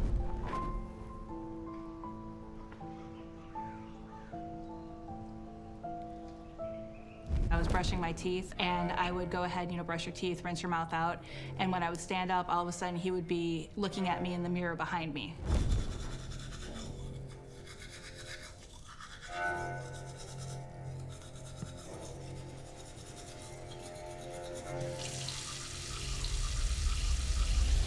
It was always a startle factor, because no one's supposed to be there, but then he's standing there. He just continued doing it for many years after. He was a jokester. He had dentures, and he was well known for taking his dentures out and putting shaving cream around his mouth and chasing the kids around the house. When we had left that house, my parents, they had sold that house, and my grandmother had passed many years before, and they had bought a newer, bigger house completely in a different city. And it was weird because it just completely stopped. Never saw my grandfather again, and never really understood, it was one of those, I didn't really always think about it, but sometimes I would be like, you know what, Grandpa didn't follow us here, and it was just kind of interesting, which, of course, that started my paranormal research and trying to figure out how can someone haunt a house that they didn't die in.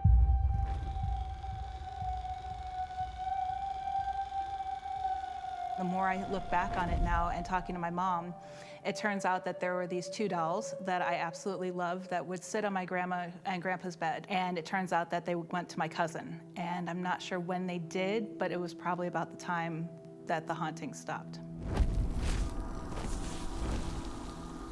I think he's somewhat attached to the dolls, or he's using them almost like as a beacon to come back to visit family. In 2018, my husband, my son, and I were getting ready to go on a cruise. We were in Long Beach, and I had my annual physical about 3 days beforehand, and just after dinner, I got a call from my doctor. He apparently got my blood work back and said I needed to get to the emergency room immediately and meet him at the hospital because my blood work showed I had stage 5 kidney failure. Being in Long Beach, I was freaking out, didn't know what to do. We ended up going to the emergency room there instead of going back home because Vegas was 4.5 hours away. So we went to the hospital there. They confirmed that it was stage 5, but because I was perfectly healthy and acting normal, we went on the cruise as normal and went home. And from there, we did everything. We did tests, we did biopsies. The biopsies came back normal, but my blood work was still showing that I was in full-blown kidney failure and that I shouldn't even have been able to walk.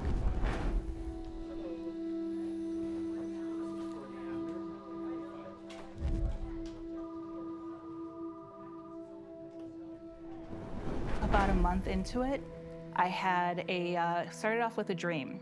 And I woke up, the dream started with my grandfather telling me that everything was gonna be okay, it wasn't my time, and that he was basically there just to comfort me. And I could see my uncle standing behind him, who was my godfather, but he didn't say anything, but he was there with him as well, and he had passed away in 2004.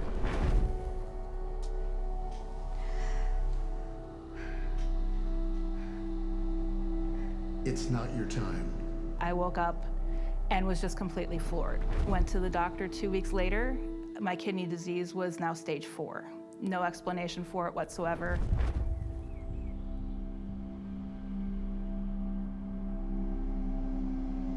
Six weeks later, went back in for more tests. I was stage 3. 2 more months later, stage 2, and then within a year of being diagnosed stage 5, I was in full remission. I had no signs of kidney disease whatsoever. This is such great news. Fill this out real quick. The doctor will be in soon to see you. I'm so happy for you.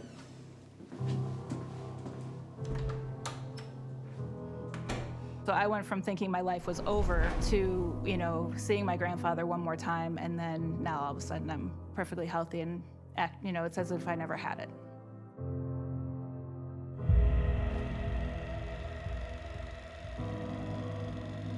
I believe it was his way of either one of two things, either telling me, hey, don't worry about it, it's nothing bad, it's just a fluke in your blood system, or I believe he might have just stepped in and did something to make it to where it just turned everything around, and he believed it wasn't my time, so he did everything in his power to stop it from happening.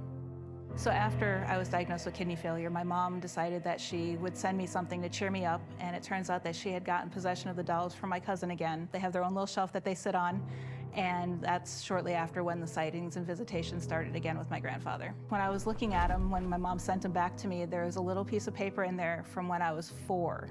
And I just scribbled a little note, and it doesn't say anything. It's just little squiggly lines, and it was just kind of neat to see a blast from my past when I got those back. These dolls always symbolized my grandfather. It just reminded me of all the times we spent together. And I do remember shortly after he had passed that I spent a lot of time in his bed playing with the doll. Since I've gotten here, I've heard voices, shadow figures. You guys were walking with me, my phone camera just started going off, and adding the actual talking about my paranormal experiences, it just feels like, even though this isn't where those experiences happened, this is just the perfect setting for being able to share my story.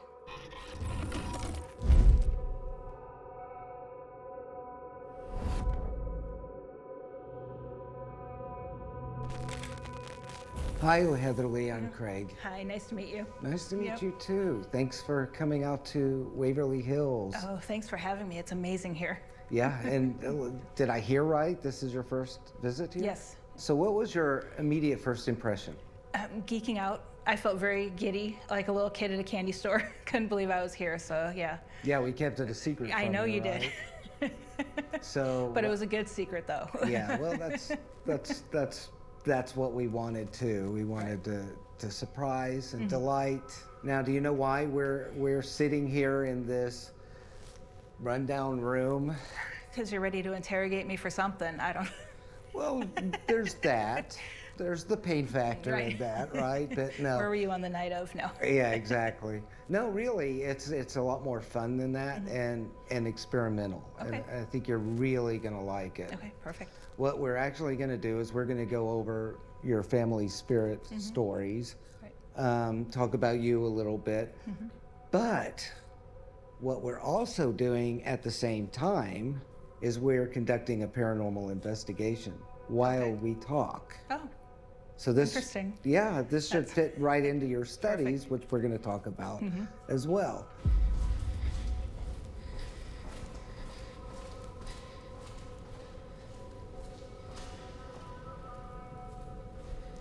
The lobby area here feels very charged right now. If that means anything, I don't know. Could just be that I'm creeped out. Pressure. Yeah, it felt weird over here. Thank you. Is there somebody down here? Feels very, very weird up here. A hair on my arms is standing up. Feels strange. What was that? Hello? You can come out. Feels weird down here.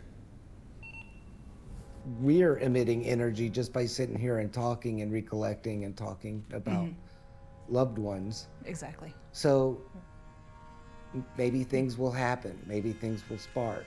Okay. So Brandon literally is right next door. Nerve center, and he is literally graphing what is going on in the environment. So once we start talking, you know, something may happen. Okay. Let me just go ahead and pull your file so I'll just have it ready. But let's talk a little bit about your education, because I find that fascinating. You have a PhD, am I correct? And yes. Can you tell me again what that is? It is in metaphysical and humanistic studies with a specialization in paranormal science. And with that, we learned everything, not so much the going out and ghost hunting, it was how science contributes to paranormal activity. Everything from the Heisenberg principle, thermodynamics, to string theory, you name it, we covered it. So Waverly Hills, I'm in the body shoot right now. You know, we're gonna try to make contact with anything in here, see if they may have a similar story. I just got motion on the APL, which is aiming to the bottom of the body chute. There should not be anyone down there. Hello? Getting a breeze down here from somewhere. Just came from behind me to in front of me. I have a theory that whatever's here doesn't necessarily like to interact with people. My goal is to make this field a true science. The word pseudoscience to me sounds like nails on a chalkboard. The relationship that you had with your grandfather and him coming to you and communicating. A lot of people have grandparent stories. There seems to be a great love and a great bond between a lot of children and their grandparents.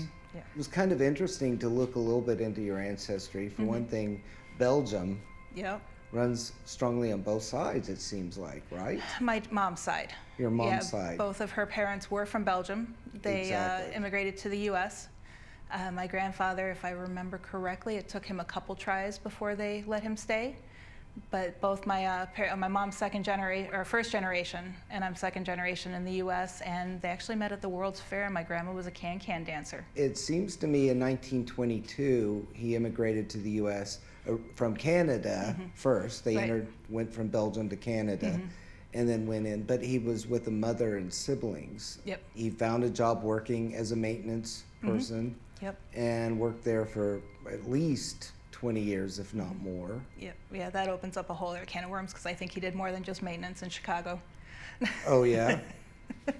What are you inferring? You know, the activity in the 30s and 40s in the Chicago area. If you're here with me now, can you walk up towards me?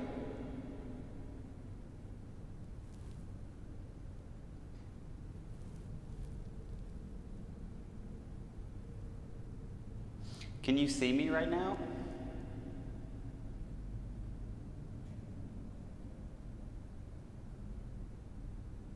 I'm not here to harm you. I'm not here to hurt you. Maybe you already know. Maybe you're just sick and tired of people coming in and asking you questions all the time and demanding you give them some kind of response. If that's the case, you can let me know and I'll leave you alone. I'll go to another part. Heather was pretty amazing. She's very, very cool.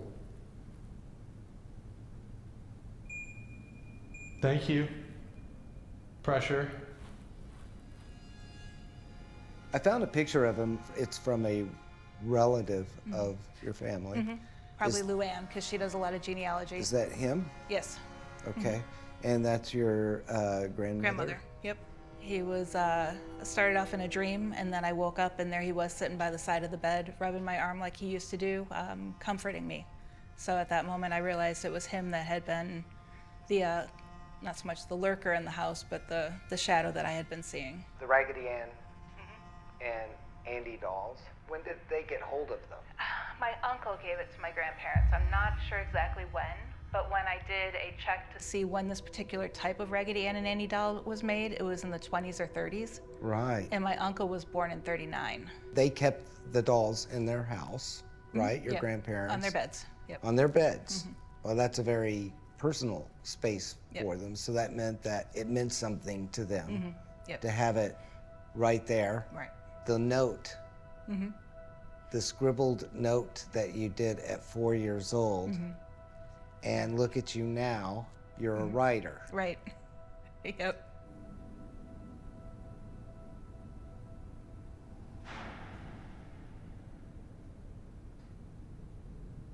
A lot of noises up top. That was loud. But see, I find that interesting because this is the seeds that were planted of you becoming a writer. I mean, this is an early sign that you love to create. Right. Did a lot with her life. A wonderful writer, prolific writer. Love her grandfather. Thank you so much. Broke her heart to see you. Yeah, I'm getting emotional right now.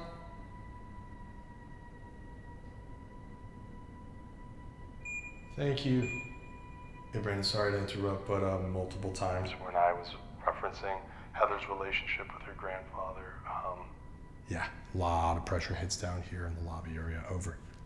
Copy on that. Can we get you up here to introduce the dolls into the investigation? So if you want to leave one control camera down there, bring the other up, we'll introduce Heather's dolls into the investigation. So guys, sorry to interrupt, but Mustafa's getting some hits downstairs, so we're gonna try and introduce these dolls if possible and see if anything changes, but we are seeing some pretty significant things happen, not only where Mustafa is in the lobby, but as you guys have been talking, I've been getting EMCCD hits and we've had a change in the magnetic direction. Hi, do you recognize these?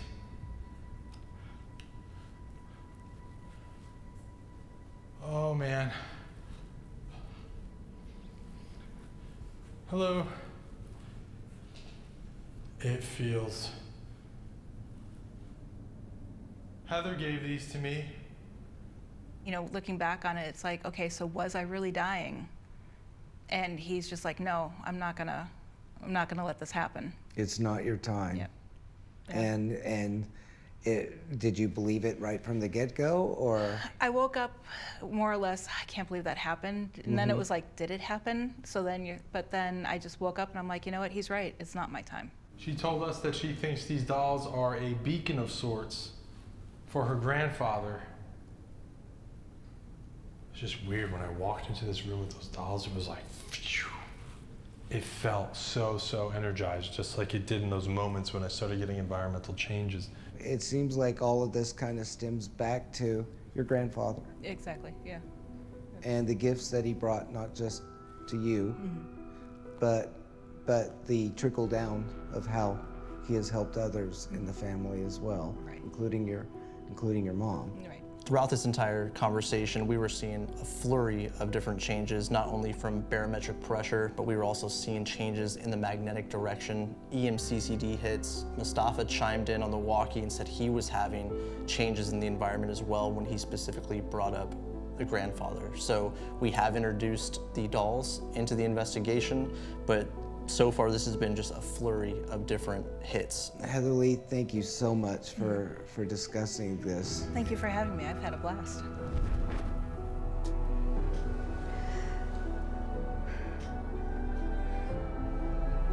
It's not your time. Heather's case study yielded staggering correlations. While referencing her grandfather, the team concurrently logged a variety of environmental changes at 3 separate analysis points. Be comfortable, let it happen.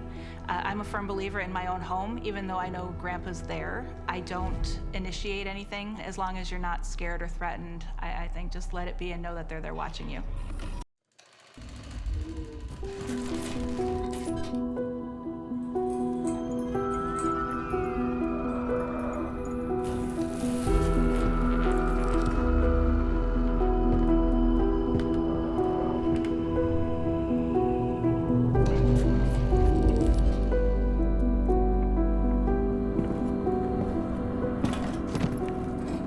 After nearly 2 decades of paranormal research, we are constantly faced with a supernatural theme, a reoccurring ghostly chorus that cannot be ignored, and it's that the heart of many hauntings are deeply rooted in familial connections. It's our pursuit of this persistent trend that compels us to delve into the phenomena of those visited by their departed loved ones.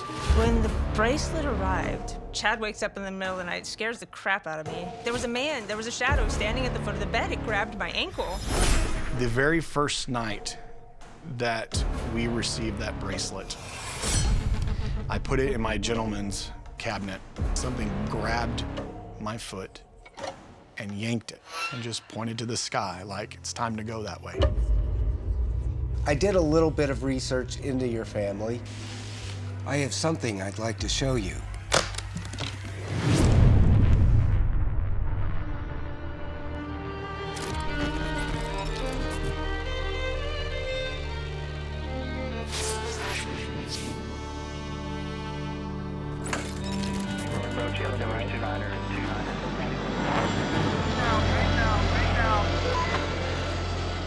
In this episode of Family Spirits, a decorated Air Force hero who sacrificed himself during a pivotal military exercise reconnects with his grandson Chad via a stunning find made by complete strangers thousands of miles away. It's an astounding discovery Chad attributes to destiny, as he believes the spirit of his grandfather ultimately inspired him to pursue his dreams of taking to the skies himself. This is Chad, take 1, A and B, come mark. My name is Chad Wandell. I'm from Texas, and today we're here to talk about my grandfather, Howard H. Wandell. He was a flight instructor for the Voodoo F-101-B aircraft, which was one of the first supersonic fighters that we had, fighter interceptor bombers. And he was tasked with the mission to teach people how to fly this airplane supersonically with nuclear capabilities. And they were doing drills in the area. And the reason my grandfather was in the air that day was kind of a hush-hush thing. We didn't know the full details of it till recently, when a lot of the information was declassified. When they were doing maneuvers at supersonic speeds, his aircraft came apart in mid-flight. And in order to not put this aircraft into populated civilian areas, he chose to fly it over into the lake, and that's where he crashed. His choice that day to avoid civilian casualties and catastrophic casualties, considering the payload that this aircraft was carrying, truly does make him a hero.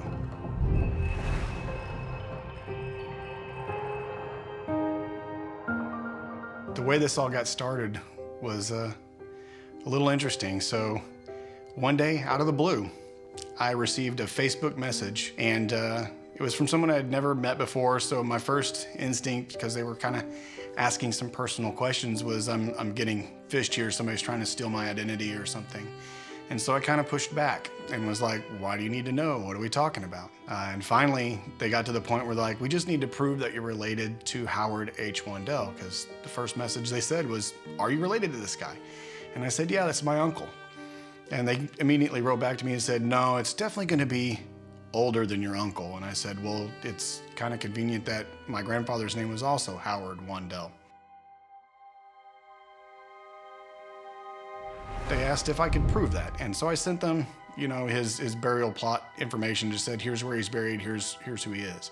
And they said, that's actually perfect, that's what we needed to know.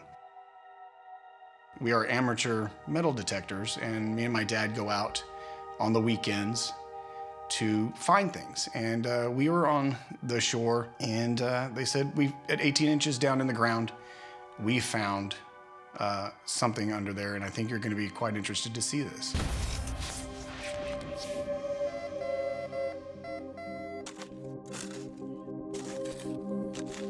And they sent me a picture. And in that picture was my grandfather's airman's bracelet. And they asked me how this could have ever gotten to the shore of Lake Huron. And I said, that's an interesting story. You should see what I have to show you. Chad's case is, I don't even know what to say. It's freaking honestly. epic. Yeah, it's epic. I mean, a pilot's dream, literally. Talk about familial connections. It's got American heroes. It's got every element you would want in a great ghost story. And it all started with like the strangest thing. A couple of people with metal detectors finding a bracelet. So I sent them a message with a news article that showed how his airplane crashed into the lake about a mile offshore. And that's how my grandfather lost his life. Just a random message on social media. Could have been anything, you know, easily ignored, but it didn't. It wasn't. He checked it out, and it just so happened to be thousands of miles away. Decades and decades and decades passed, and he got that bracelet. And with it came a whole bunch of activity that he wasn't ready for. My name's Leslie. My husband is Chad Wandell. We've been married for 23 years, a little over 23 years. In 2020, I remember Chad coming to me saying, man, somebody's messing with me on Facebook. I got this message, somebody's asking about Howard. And I was like, your uncle? He says, well, they're asking about somebody older than Howard. They sent Chad a picture of the bracelet. I mean, who would have imagined that this would have been found? His grandfather's airman's bracelet find its way back to a family member, let alone Chad. It seemed like so many things were coming together. The universe was definitely trying to tell us something. When the bracelet arrived, Chad wakes up in the middle of the night, scares the crap out of me. There was a shadow standing at the foot of the bed. It grabbed my ankle. The very first night that we received that bracelet, I put it in my gentleman's cabinet. Something grabbed my foot and yanked it. And I sat up out of my bed, looked around, and as I opened my eyes, I see a shadow of a man standing at the foot of my bed. He took his hand off the cabinet and just pointed to the sky like it's time to go that way. He kind of stopped and he looked at me and said it had its hand on the dresser. And I was like, and I kind of stopped. I was like, that's where the bracelet is, isn't it? He says, yeah, it's in the drawer. That shadow had its hand on the drawer. When he told me that, I felt that it was his grandfather looking at him, probably wondering, who are you? Why am I here with you? Why do you have my bracelet? Who are you to have my bracelet? And that next morning is when we discussed that it's time to go to flight school. He saw it as a sign. He saw it as a sign, and a lot of people, I think, it gets you to think about like all the things that happen in your life that I'm gonna take this as a sign and I'm gonna get my life together. I'm gonna go after the things that I want. The difference with Chad is that he took it as a sign, he ran with it, and he never looked back. It's a kind of an interesting turn of events that I got here to do this today by flying myself.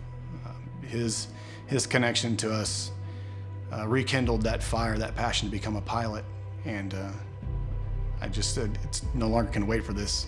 We're gonna go after it, we're gonna be a pilot. And that's when I immediately connected that this has to be my grandfather. What's the purpose of life if you don't go chase your dreams? And it was in that moment that I looked at my wife and I literally said, the universe is telling me I need to go be a pilot. You hear the term haunted objects get thrown around a ridiculous amount in this field. It's more often than not just not true. I think this is a case where things may be a little bit different. I mean, nothing really happened with Chad until that bracelet found on the beach thousands of miles away got into his home, that it changed the course of his life. Yeah, it's one of those truly remarkable stories. You don't hear these stories too often. I remember that first lesson very distinctly. Pulling up to the airport, seeing planes take off, and just kind of sitting there for a second before I got out of the car to go into the school thinking, oh my God, this is really gonna happen. I remember starting the engine of that airplane for the very first time. And when it roared to life, I just kind of took this deep breath like, this feels so natural. Like, I was born for this. And I got nervous. I got really nervous as we taxied up to the runway. And then as we're calling out to tower to get our clearance to take off, in my head, I just heard this voice go, relax, kid. It's in your blood. You got this. And just this wave of calm came over me.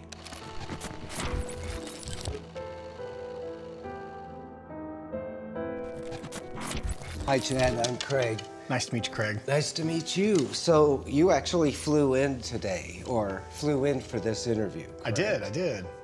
So what kind of plane did you fly? Well, we bought a Cessna 172 about a little over a year ago, and we've already kind of outgrown it, so I already got the permission to get a bigger airplane. So that's something that we're gonna be doing here in the next few months, is shopping for a new airplane. Well, it's great to have that kind of dream come true. It is. And I love the story of how you became a pilot, or what motivated you to become a pilot.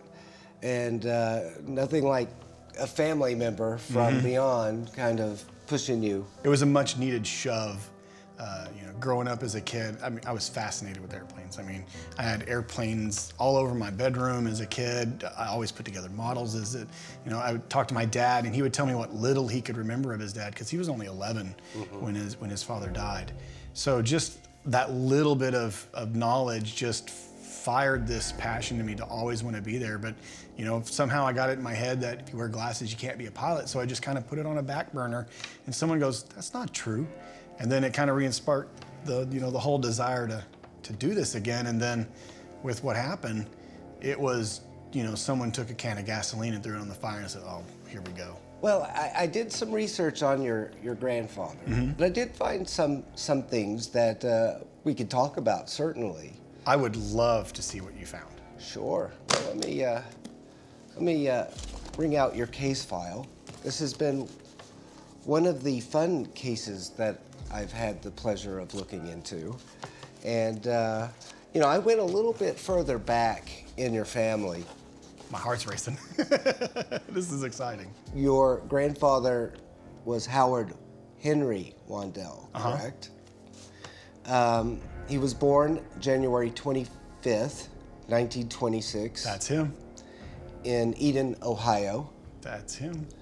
And did you ever hear much about his parents? No. Your great-grandparents? I do know, I don't know if it was his parents or his grandparents were the first of our family to immigrate to America. Okay.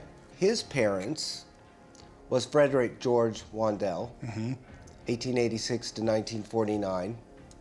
And his mother was Delphia Marie Durer, was her maiden name. She became Wandel. And Howard's father actually worked as a farmer. And now, if I'm not mistaken, your grandfather was the youngest of several children. He was. And he definitely did not want the farm life. That became very apparent. The 1930 U.S. Census that does list your great-grandfather and your grandfather as living here. I'm just going to hand that over to you. So I also just pulled for your records your great-grandfather's death certificate. He died in 1949, right around the time your grandfather became a pilot. I did find your grandfather's baptism record. Really? So I'm going to hand that over to you too. That's one thing I noticed that his dad was really big on. As soon as those kids were born, they were baptized pretty quick. So I did find his. I kind of hit home. My dad was the same way. Oh, really? Yeah. So this is kind of maybe a family thing. It's stuck. It's stuck. Family tradition. Get the kids baptized. Wow. He actually made the news quite a bit with his pilotry and his Air Force career. I mean, he was. I'm seeing where he just pops up here and there. Howard Wandel awarded Air Force Commission in 1949. Yep. I'm looking at 1955. Captain Howard Wandel, formerly of Hudson, always mentioned Hudson in every article that features him. He's now been assigned to the 15th Fighter Group at Niagara Falls Air Force Base. Now you... No kid, oh my God. Does that have some kind of significance? Yeah, the very first major flight I took across the country, I stopped and landed at that base. Didn't even know. Oh, really? I went with a friend to pick up an airplane he purchased in Bangor, Maine. We flew commercially to Bangor, Maine, picked up the little airplane, and that's where we landed for the night when we left Bangor, Maine. And we stayed there overnight. I had no idea he ever even was there. Well, he was. He was there for quite more than a year. Wow.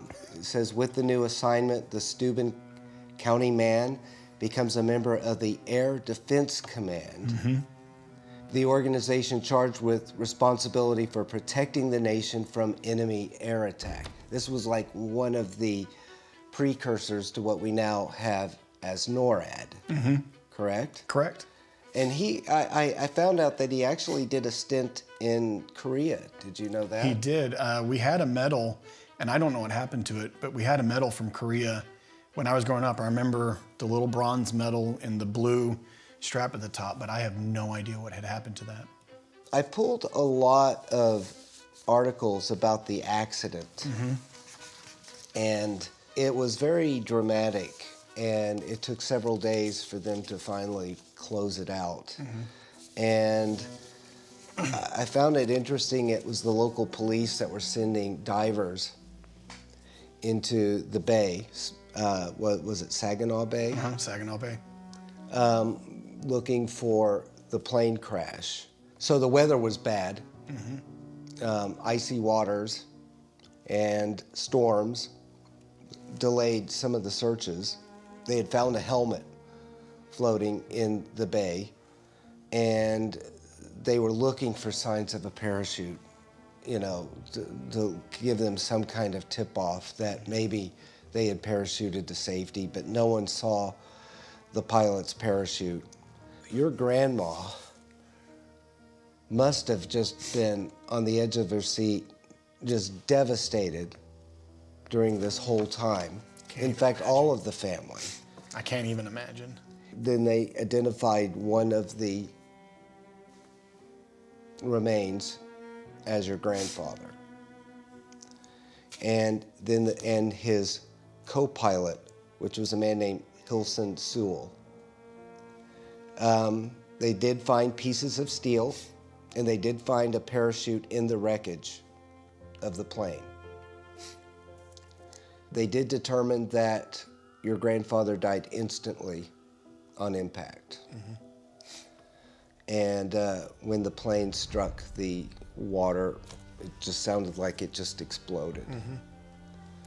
I have all of this. I'll just turn this over. You can kind of go over all the files. Thank you so much. I found a document that was heartbreaking, at least for me, but this was his application for a headstone or marker. I have that document. And had to have been one of the most difficult signatures ever signed. I did find one thing that I wanted to share that you may not know. I did a quick research on the other pilot that flew with your grandfather on that last mission. But what I did find in 1954 at McCord Air Force Base, 2 Air Force flyers were injured late Thursday afternoon when the jet training plane they were bringing in for a landing crashed a mile short of the runway. The student pilot, 2nd Lieutenant Ray A. Olison, 22, of Tacoma, was injured critically. He actually died from the injuries. His instructor was 2nd Lieutenant Hilson Sewell, the person that died in the same plane with your grandfather. So I can't help but wonder what was going through his mind in those last seconds when this was happening again. No kidding. No kidding. So were you aware? I was not aware of that, no. So we wanted to give you a gift. And so I had to position my briefcase just a certain way. But this is from the show, and we hope you like it.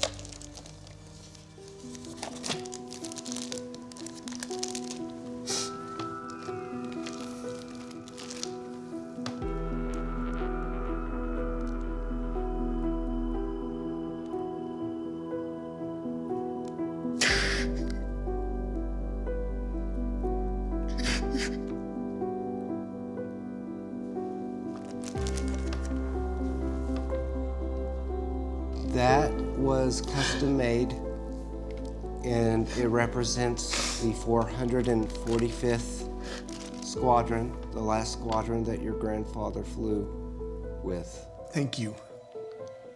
Each and every one of you. Chad's ghostly encounter with his grandfather wasn't an emotional reminder of his heroic legacy, but a reminder to fulfill his own passion of taking to the skies. The improbable discovery of his airman's bracelet seemed to open a direct line of communication from beyond the grave, proving that our dreams can call out to us, and if we're willing to listen, we can make them a reality. So if anyone's lost a loved one, or even if you're having experiences like this, The one thing I can say is be open.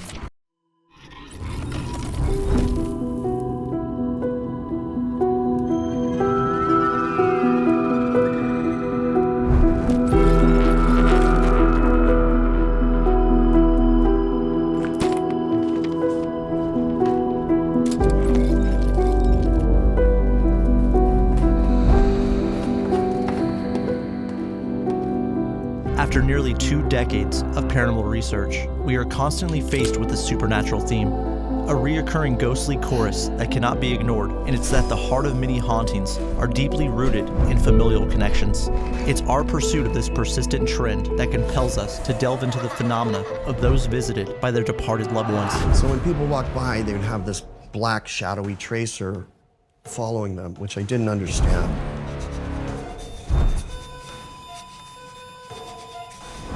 I have no idea who this person is in the bed and why my wife is losing it.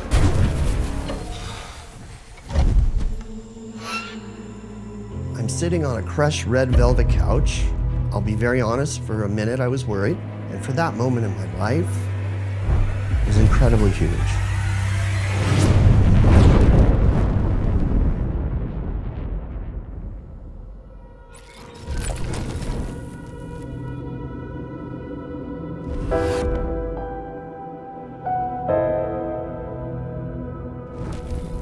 On this episode of Family Spirits, we speak with Devin, who encountered a near-death experience, and during that time, lived a life as a ghost.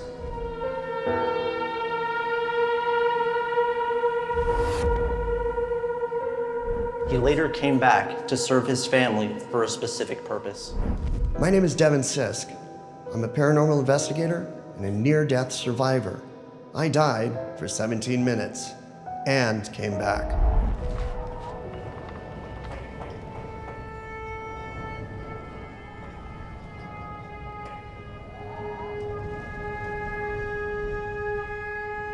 When I first took a tour of this place, we went to the famed body shoot, and it's even hit me now. It's funny when people have near-death experiences, because it's almost like you have this scent or energy. It's some like weird, bizarre club. There have been other people that I don't know and who don't know me. And then all of a sudden we're talking, and all of a sudden it clicks that I'm like, oh, you've been there too. Coming here and experiencing the body shoot and just feeling the sorrow down there, the pain. Being that I crossed in a hospital, I died in a hospital. It always hits hard when I'm in a hospital situation. Well, to begin with, I wasn't really into the paranormal. I would read a book or watch a TV show, and that would pretty much sate my interest in the paranormal. It wasn't until 2003 when I had this near-death experience, or death experience as I like to call it, that I started launching into the field. What brought me there is I had food poisoning, and all day long I was getting very, very ill, and I could feel myself getting sicker and sicker. But I called my wife to let her know, hey, I'm running a fever. And the fever's pretty bad because I'm driving home and it's June and I had the heater on, and I just could not, for the life of me, get warm. All night long, everything is evacuating my body. I wake up, my wife is trying to get me ready to go to the doctor. She's like, I gotta get you to the doctor. The fever was so blown out that I couldn't understand her. And she said, all of a sudden I turned to her and responded with, yes, I think that's best. But it was very clear and very precise. She calls the ambulance. They realize that I'm in pretty bad shape. They take me to the ER.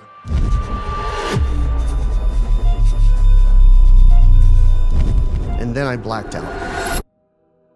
I then wake up and I'm standing at the end of the bed and I'm trying to figure out what's going on because I'm like, what happened? You know, did somebody die? Or why are we here? What's going on? I don't even know why we're in the hospital at this point. What are you looking at? I'm right here. What are you looking over there for? I'm right here. She can't hear me, she can't see me, and she can't feel me. Now your mind does weird things because I'm trying to get everybody's attention on, you know, what's going on. I'm trying to ask other doctors, other nurses, and it's the same thing. Nobody can see me, hear me, or feel me. No, that's not me. I'm right here. So when people walk by, they would have this black shadowy tracer following them, which I didn't understand. And there's a whole bunch of people around the bed. I have no idea who this person is in the bed and why my wife is losing it. I remember saying, oh my God, that guy's screwed.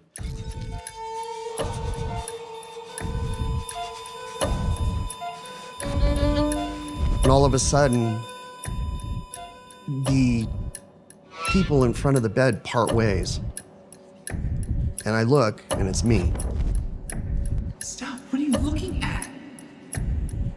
No, I'm right here. What are you looking over there for? I'm right here. As I made the realization that it was me, I started going backwards. The ER room, the scene that I was seeing looked like an old tube TV set being turned off. It literally went like this and just went down, and then it went to a fine pin of light. The whole time I'm focused on this pin of light. Next thing I know, the light blinks out. I'm sitting on a crushed red velvet couch. I'll be very honest, for a minute I was worried. I was sitting there and there's all these beautiful trees. The first thing I notice is I'm not in pain. And for that moment in my life, it was incredibly huge. It was like brilliant. The next thing I noticed is I had the overwhelming feeling of coming home. Like you've been gone 6 months, a year, and it's gonna be good to sleep in your own bed tonight. And then the biggest feeling was the overwhelming feeling of love. And it almost made me realize that that's the love we look for on this planet. So as I'm sitting there enjoying that moment, 3 people came up behind the couch and they started talking with me. And they were sharing stories about my life. These 3 people were telling me bad stories about my life. And these stories were the kind of stories where I probably should have died. We were with you when this happened. And the one who did the most speaking goes, well, you can continue on with the work, or you can continue on with the journey. Sorry, Shadow just popped out. Where the red spot is, that doorway, Shadow just popped out. Yeah, I think it's a little girl. Yeah, it's a little girl. The activity here, you know, you could feel it. This building, they're just like waiting to talk. Our son was about 2.5 at the time. And we're just kind of figuring out that he had cerebral palsy. I just remember thinking, I can't bail on my kid. And just like that, I was sent back. 17 minutes had passed. And they had taken my body from the ER stall to the goodbye room. This drove me to figure out why I was given an opportunity to come back.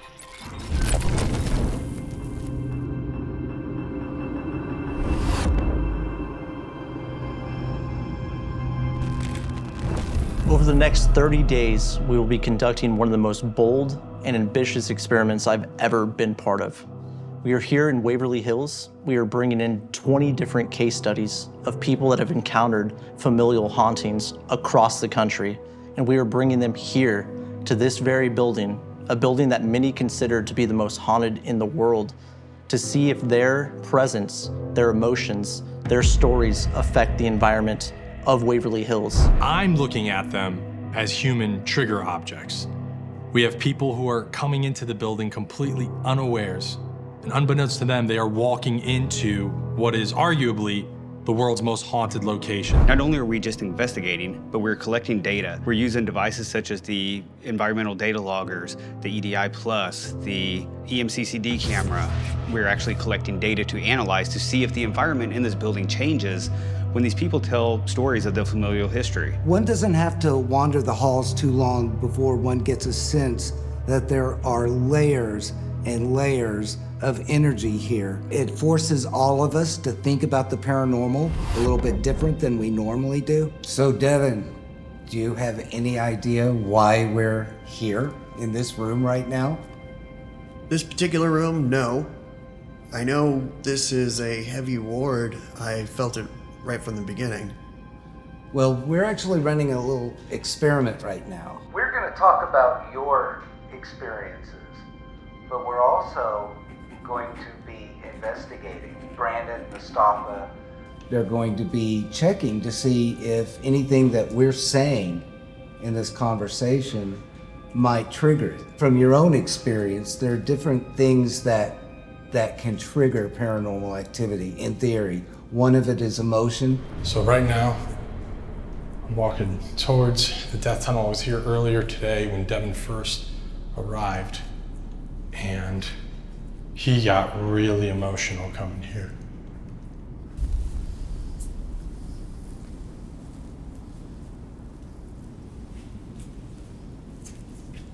So, I'm delighted to be here to talk to you because I rarely, if ever, get the chance to meet someone that had a near-death experience. However, in your case, you actually did die, correct? That's correct. How long? 17 minutes. 17 minutes. Yeah, it's not a record, but it's a long time to be on the other side. Brandon, tell Mustafa to turn around. When Devin's talking and getting emotional about his experiences, will that trigger some activity? Hello?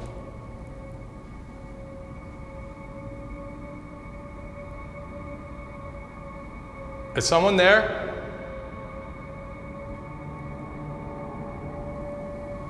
You hear that? I did not expect that to happen that quick. My name is Mustafa. I've been down here several times over the past few years, and I was here earlier with our friend Devin. He's upstairs on the 4th floor talking right now. There's somebody walking behind him. Who do you think is Or there's walking? somebody behind him. Who do you think's walking behind him? I don't know. Somebody's behind him, though. What's really interesting is the fact that when Devin initially mentioned the death tunnel and Mustafa got a paralight hit, a change in the magnetometer that actually correlated with the paralight. Oh, pressure and temperature change. Okay, so we just had pressure and temperature changes when I started talking about people that are still being seen here, getting it again. So a lot of the times when we're in the body chute, we'll hear noises coming from down there. So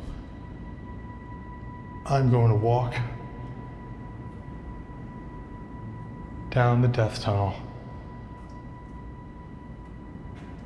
When you guys started talking about the NDE stuff, the magnetometer on the Firefox is showing a huge change in the Z-axis. So right there I have the APL set up. That makes noise. Oh. Thank you.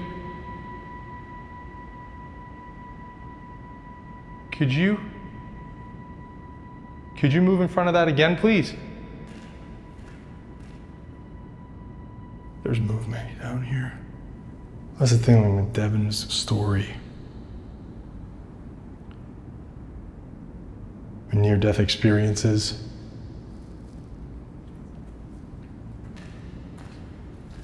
I mean,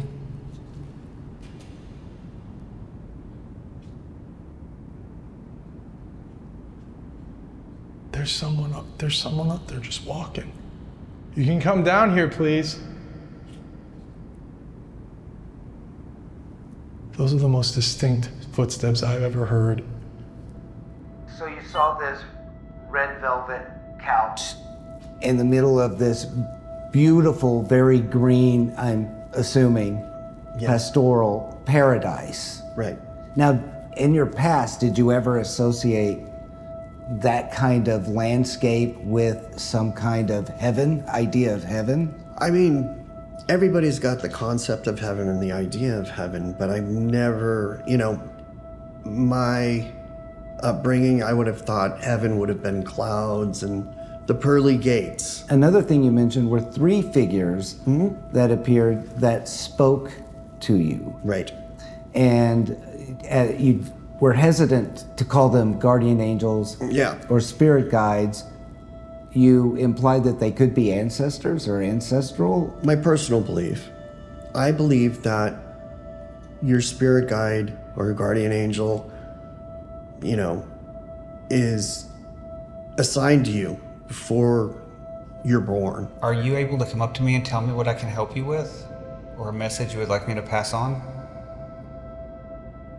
Do you miss your family?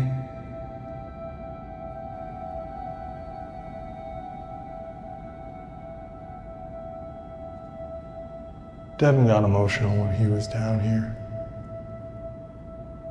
He said he sensed 3 people. With my experience, there's the spirit of the child. So I don't think necessarily that they are related to me as much as they've been assigned to me, but I do believe in ancestral spirits and ancestral visitation. You were given a choice. Right. And so there is a medical term, it's called after effects, or sometimes aftershock. Okay. When they're suddenly put back in. Right. To make a change. Right. Part of this case study is we're coming in blind, and which I love. As you're talking to me about the tunnel, I keep seeing the body shoot. And I'm thinking, and I'm feeling, because when I came in, Brandon gave me a tour of the. I'm wondering if somebody got confused. They're in that tunnel, thinking that that's the tunnel they're supposed to be in. As soon as you started mentioning the death tunnel, I'm getting correlating readings not only on the z-axis of the magnetometer, but also on the paralight. I mean, literally almost every time you guys mention the death tunnel, I'm getting correlation there. Devin thinks that there's like a sadness here.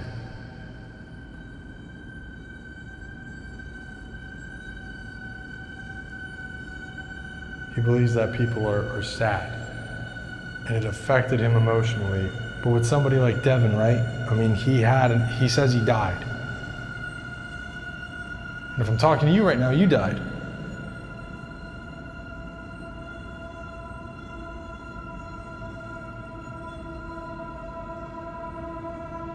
How do we handle that subject? When we're sitting here and I'm listening to you, one of the things that keeps going through my mind, being here at Waverly, is that there were a lot of people that didn't make it back. They passed on, but there may have been a few that might have come back. This is all part of humanity. It goes back as far back as humankind, where right before they pass, they start seeing visions of loved ones, or they will even mention a light. Right. They will mention the passing on. I did pull up these articles. Yeah. And, I see 'em. and you can take a look at them. One of the questions I have ties back to the after effect and you finding a new purpose in life. Yeah. One of the arguments that near-death experience opens up is the existence of reincarnation, if this is even possible. Your particular case, it almost sounds like you self-reincarnated. Well, you know? Yeah, I mean, you made the choice to come back. You came back with a thud. Yeah. Right? Yeah. Well, the funny thing is, too, you would have met me before. Mm-hmm. I was very different. Thank you, and I hope that these Thank you. articles Yeah, no, these are going to provide help. insight and get you thinking a little bit more. It's amazing. About it. Thank you for this. As Devin recounted his near-death experience, we documented a range of inexplicable activity. These initial findings correlate to our hypothesis that Waverly Hills is a living conduit of supernatural phenomena. No, I'm right here. What are you looking over there for? I'm right here. Am I afraid to die again? No, I'm not. Death doesn't hurt, only dying.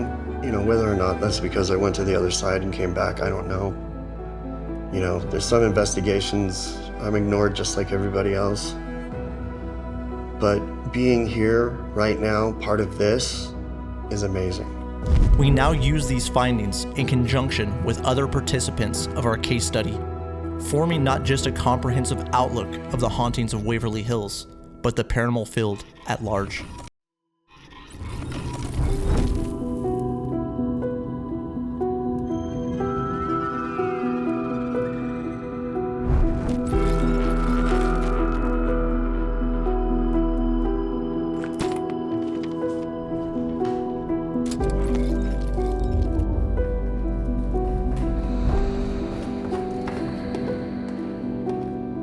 After nearly 2 decades of paranormal research, we are constantly faced with a supernatural theme, a reoccurring ghostly chorus that cannot be ignored, and it's that the heart of many hauntings are deeply rooted in familial connections.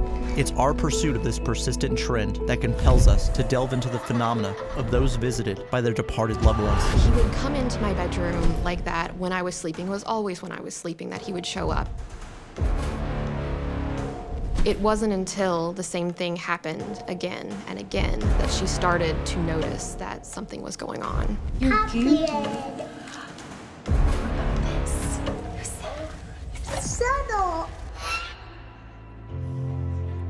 But he would come in and he would sit and he would just chat with me. But then I started describing the man, and she was like, "Oh, I know who this is."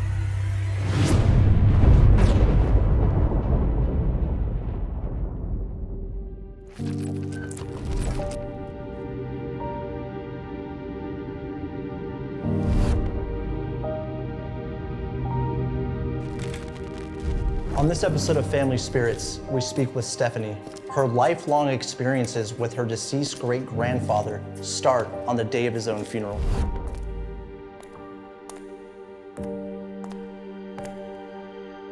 My name is Stephanie Bingham. I'm at Waverly Hills Sanatorium, and I'm here to talk about one of my very first encounters with the ghost of my great-grandfather.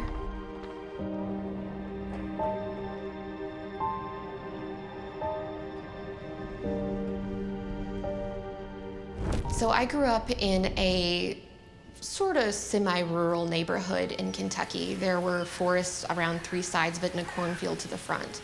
You know, maybe 50 houses in there, all built at the same time, all on the same plot of land. Just a very normal, you know, Kentucky neighborhood.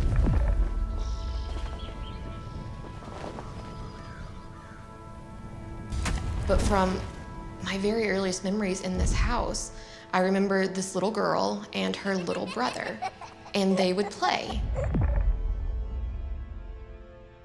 I never really thought too much about it. And occasionally they would be inside the house, like in my garage where, you know, all the toys were, and I didn't really think too much of it at the time.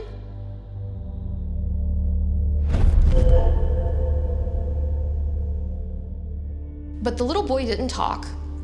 The girl did, she would chat, but they would never be there when things started getting creepy.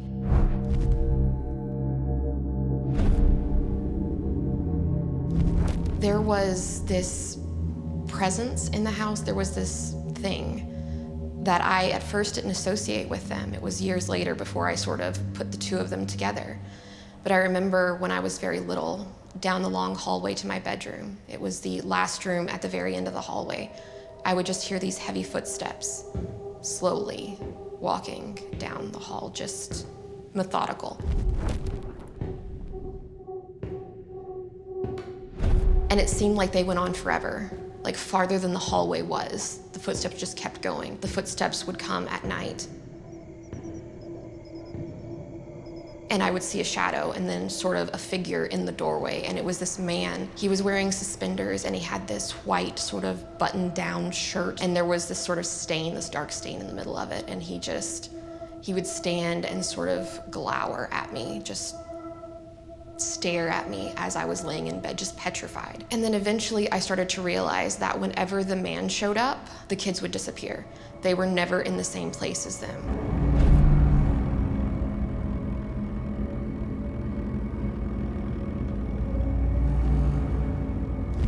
They would not be in the same place. Anytime she knew he was coming, they were gone. It took me quite a long time to really understand what was going on there and what his goal was and why he was haunting the house.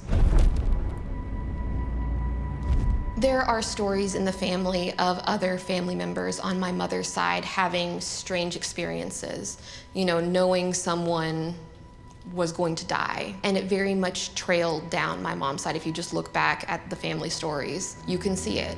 And it seems to travel generation to generation. Somebody ends up with that sort of weird quirk. And it manifests in slightly different ways, but it always seems to be there. So I have a master's degree in public history, and I have an undergraduate degree in history and anthropology. And I specifically wanted to give myself context for the experiences I had as a child, the experiences I still have to this day. I wanted to prove to myself that there were people in the past who were experiencing paranormal things, people who could see the dead.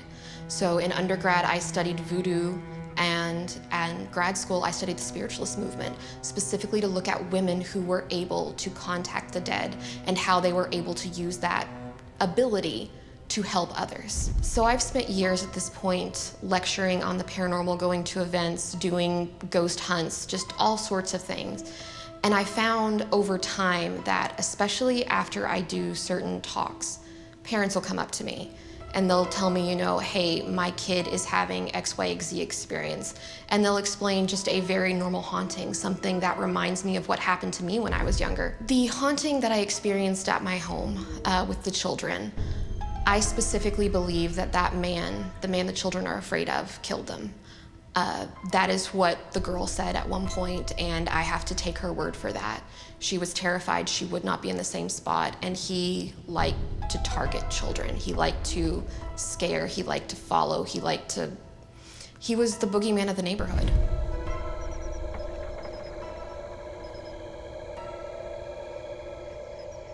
My great-grandfather would show up at times that I needed him, and oftentimes that wasn't always with a situation with the living.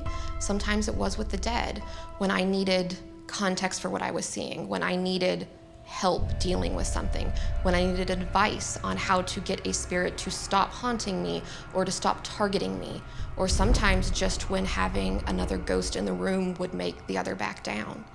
He was just always there trying to give me whatever support he could. The day of the funeral, I was still very young. I wasn't sure what was going on. I didn't really know. Everybody was there and we were at a strange place, but I wasn't quite old enough to really grasp what was happening. I didn't even realize that anyone had died at that point.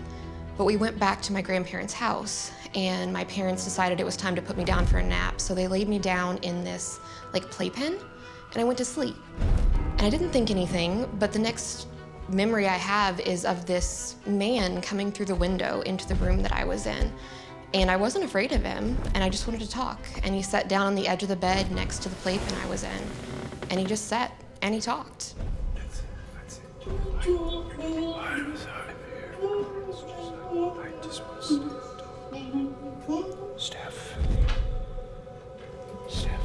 but I remember him standing directly in front of the window. The playpen I was in was near the door, so there was no way for him to have gotten to that window unless he'd come through the window, and the window faced out onto the porch of the house. After I had this conversation, my mom heard me up and about, so came and got me out of the playpen, and oh, what happened? And you're up. And I was like, yeah, man came in and was talking to me. And she was like, oh yeah, I'm sure that's what happened, pets me on the head and sends me off. She completely sort of, nothing's going on there. And eventually it started happening in sort of a pattern, and my mom was like, oh, who is this coming in to talk to you at night? I wasn't afraid, so she didn't seem to think that it was a nightmare. But then I started describing the man, and she was like, oh, I know who this is. And after the third or fourth time that it happened, she got this big group family photo album and found a big picture of everybody in the family, and is like, is the man you're talking to in this picture? And I was like, yeah, it's that guy. You're cute. What about this? Who's that? Shadow. And she was like, oh, okay. And she didn't tell me who it was. She didn't tell me that he was dead. She said, okay, and she let me go. And I think that's why I have the interactions with ghosts that I do today. She did not make them something dangerous at the time. My mom's reaction was very important, and I don't think she knew it at the time. She was not freaking out because I was not afraid. And I think she knew on some level that if she freaked out, I would be scared. And at that point, she knew I was seeing things that she could not see. So she let me talk to her about it. She let me tell her what was happening. She didn't freak out, and she let me experience it on my own, knowing that if something like that happened, she'd set the groundwork for me to come and talk to her about that. And I think that gave me the confidence going forward to have paranormal interactions and not be immediately afraid of what was happening.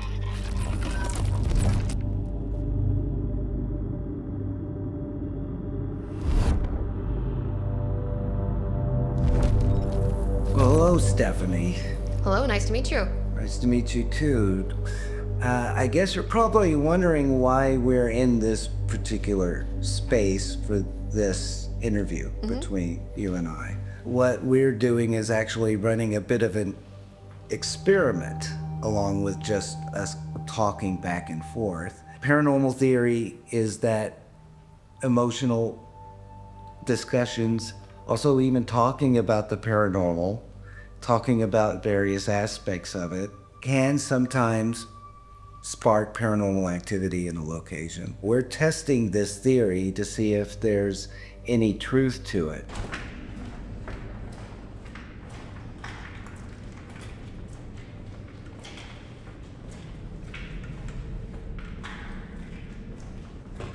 Okay, so right now I'm down towards the bottom of the body chute. I don't know if you can see kind of going up to the top how high up that goes. So basically in a Faraday cage is completely concrete down here underground. Stephanie said a lot of her experiences were down here at the bottom. Before I go into the operating room, I kind of just want to walk around here by myself. A lot of people who visit Waverly Hills Sanatorium say that they have some of the most significant finds, full-bodied apparitions, when they're just walking around in the middle of the day. It's a big benefit to being able to conduct this case study here at Waverly Hills, because it's like, how many people really get the chance to be here? Have the place completely to themselves. It's a secluded, historic location, removed.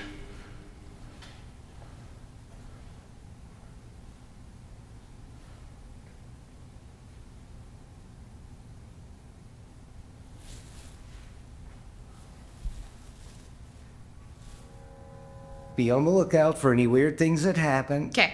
But we have, APRA members just out of sight, different parts of the building. They're going to be asking questions. You've actually been here many times, as you've said, and you've had experiences here. Now, one of the things that you talked about in your interview are children. Did you encounter any children here at Waverly? I've never seen a human child here at Waverly, no. Specifically at Waverly, I have seen things that I don't quite think were people. I don't think they were residents here. Just to kind of give you an idea of what it looks like down here in the body chute. Complete black. My name's Kevin. And I come here with full respect. I don't know if you have been with us throughout the building, but we're talking to our friend Stephanie. And Stephanie's been coming here for years, and she's had some experiences down here, as have most of us. This is one of the surgery rooms right behind us. I just wanted to see if anything happened while I was walking over there, if there were any entities down through this hallway. Hopefully they'll follow me, so I'm leaving that here. I think that the things that are here now came after the spirits that were the residents have left. I think they're here because of the haunted house, because of the ghost tours. I think they're here because of the fear, the fun that comes with that. And I think they're here to feed on that is what I think is happening. For me, generally, if I'm seeing a human spirit, they look like a person to me. Generally, if I'm seeing something that looks a bit more shadowy or doesn't have defined edges, those details, it's generally something that isn't or wasn't. Stephanie was telling us a story about her grandfather, great-grandfather, I believe. And how she had experienced him after his passing, showing up and sitting on the corner of her bed when she was a child. Wow, that's a weird vibration. I don't know why, but it's something about that hall, down that hall. Something about it just keeps.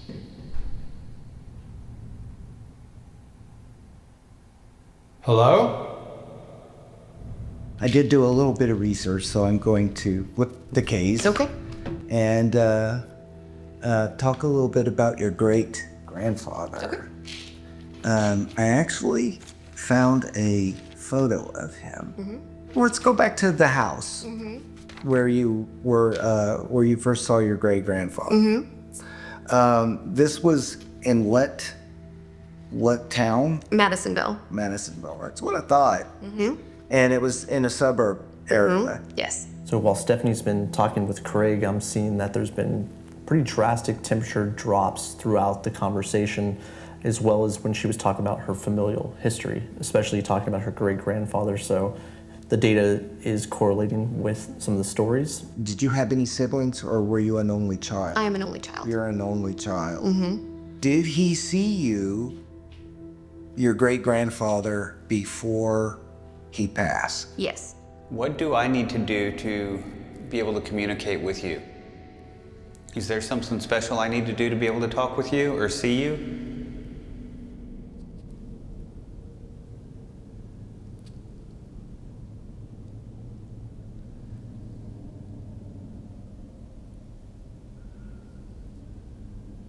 If yes, could you please walk towards me on either the ramp or the steps?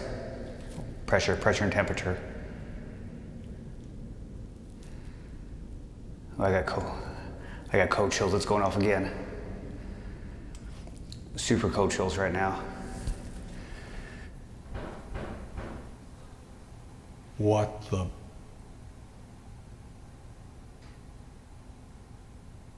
Something just knocked. That's cool.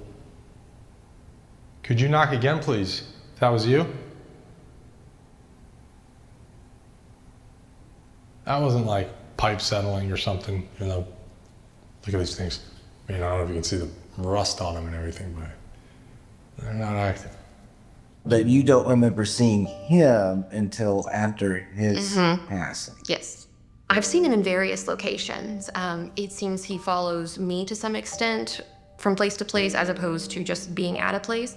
But my home where I grew up, when I was off at college, he showed up there a couple times, just various places, just places that I am that have high emotional issues for me, just anything that's sort of, troubling me. The last time was probably very late last year, very early this year. Yeah, it was around that sort of dark side of the year, so probably Christmas time. I couldn't tell you exactly, but just somewhere in there. I don't know if you can see it, I got total cold chills right now. My whole body's freezing.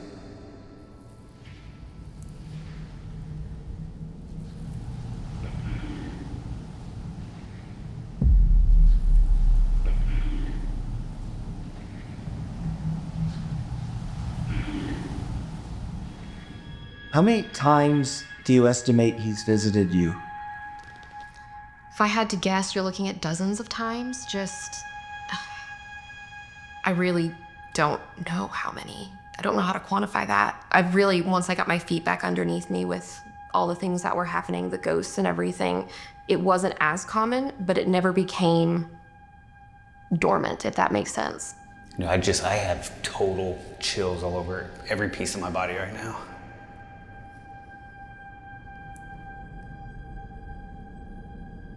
Are you standing here next to me? A little cold again. It looked like a flashlight, like somebody was walking down the other hall with a flashlight and it kind of shined in. Hello?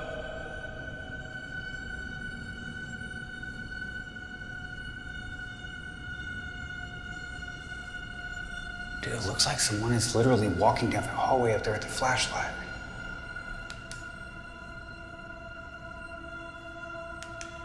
Anybody up there?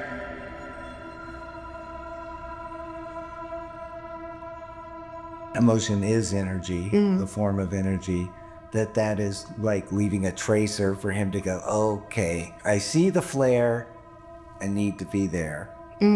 I'd never thought of it in those exact terms, but that is very likely what's happening. It's just I'm putting off enough emotion that he realizes that I could use a shoulder at the moment.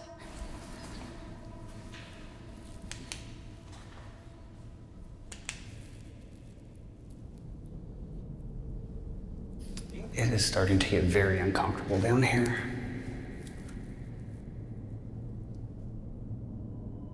I can understand the familial attachment. I mean, your grandfather, great-grandfather being very happy. He had lived long enough to see a great-grandchild. Do you think that may be why he has stuck by you or decided to visit you?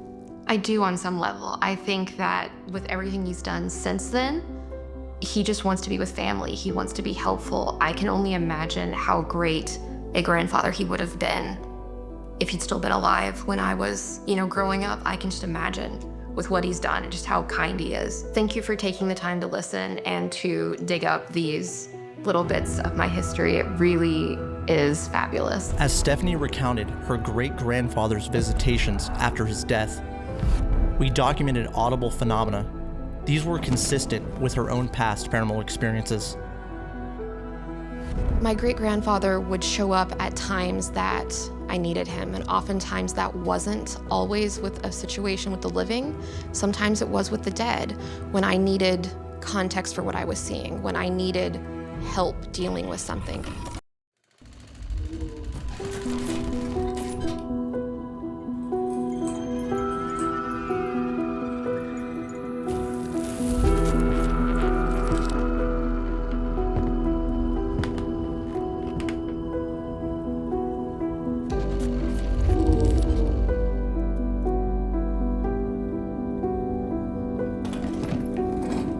After nearly 2 decades of paranormal research, we are constantly faced with a supernatural theme, a reoccurring ghostly chorus that cannot be ignored, and it's that the heart of many hauntings are deeply rooted in familial connections. It's our pursuit of this persistent trend that compels us to delve into the phenomena of those visited by their departed loved ones.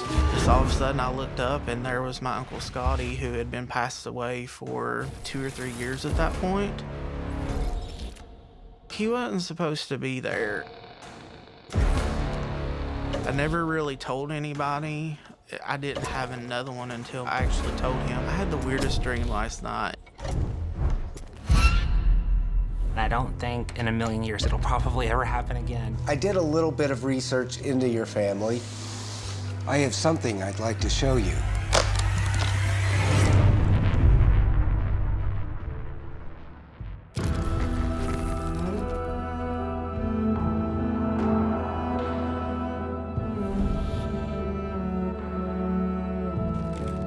In this episode of Family Spirits, we explore the astounding story of Greg and Justin, who discovered they shared the same dream filled with specific details where they were visited by their ancestors in a heartwarming joint family gathering.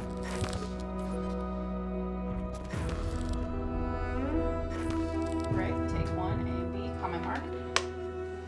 My name is Greg Justice, and I'm here today because I had experiences when I was young with my uncle who had been passed away for several years, coming to me when I was about 3 or 4 years old.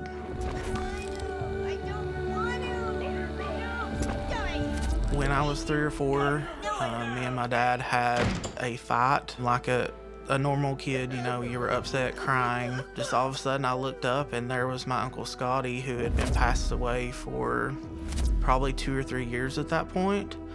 And he appeared full body apparition to me, and he basically just, you know, kind of patted me on the shoulder and said, you know, it's all right. After that, he kind of just faded away.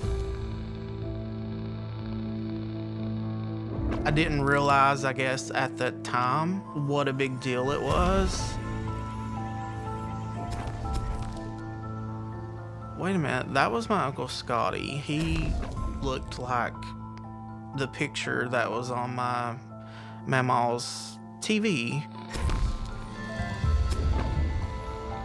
He wasn't supposed to be there. I never really told anybody for several years about that experience. I just recently told my family about that experience. My Uncle Scotty, he passed away when I was 1.5 years old, I believe. He always wanted to have a son. He had 3 girls, and when my dad had a son, he basically took it upon himself to make sure that I was taken care of, I was safe. He would come over to Dad's every day to check on me.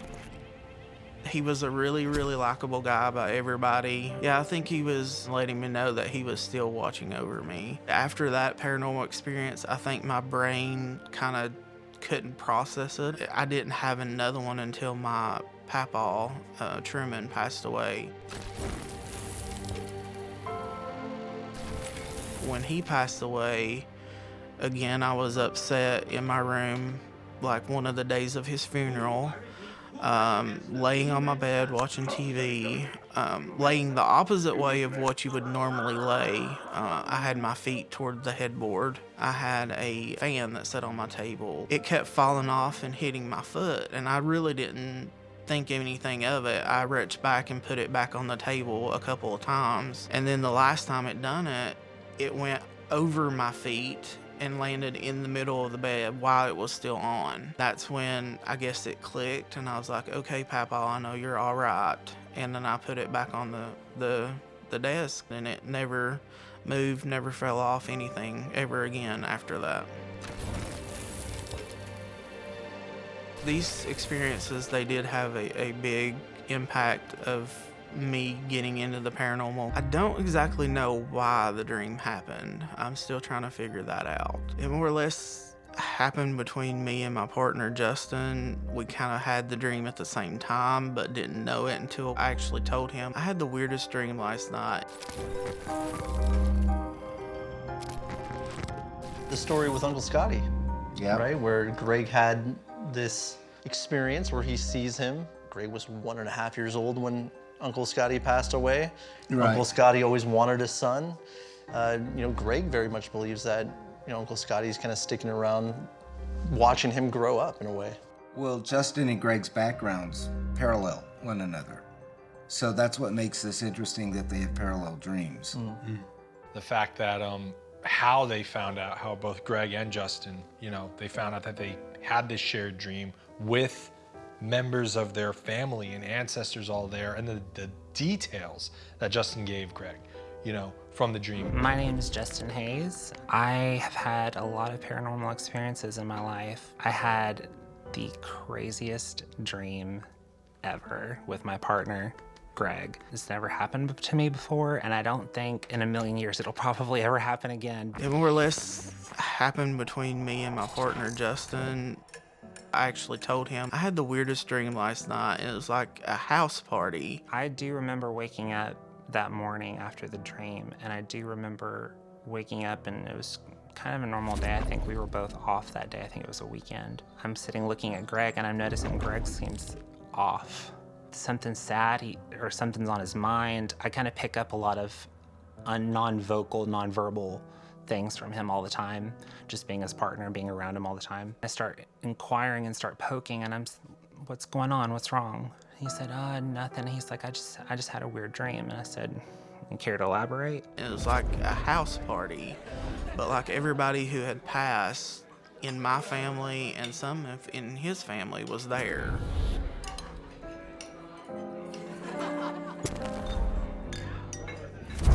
The more I got to talking about the dream, the more things were kind of like, you dreamed about a party? I dreamed about a party. Like I seen my nanny. I was actually talking to my nanny. I seen my dad, who's passed away, come in with his two brothers who are passed away. One of them was Scotty, who I talked about earlier.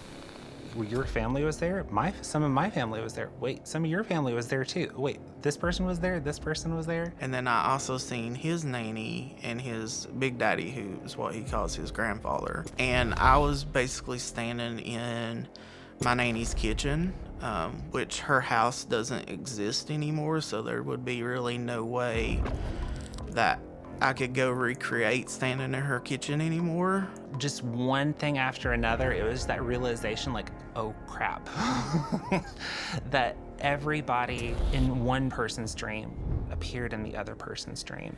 What I thought was interesting were the parallels. They did seem to be on some kind of similar thought plane, dimensional plane, dream state. First time I ever heard of a ghost dinner party. When I heard this at first, I was thinking, the haunted mansion, the scene you're going through, you got the table, the ghost dancing above it and all that.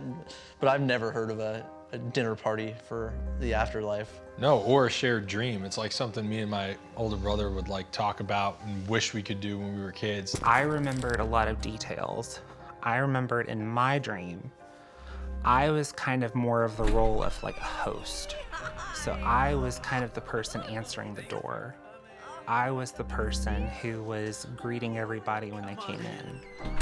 I was the person that welcomed in his father who had passed and his uncles, whom I've never met. They had been passed prior to me and Greg getting together. Greg and I both were asking each other, why did we have this dream? What was it?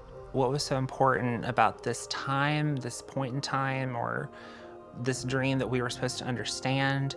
And Greg and I talked about it quite a bit, and we believe that it was kind of our family's way of giving us their blessing. I don't think everybody that was there at that party would have been there together had they not approved of us being together, especially my nanny and his nanny, because they were kind of like our second moms. That it was kind of, we approve that it would take someone very special for them to be, okay, I give my blessing, I give the green light.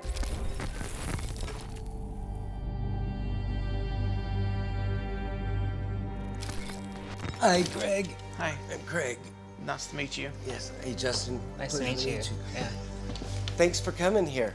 Was it the spiritual and the paranormal, that's one of the subjects that you bonded over almost immediately?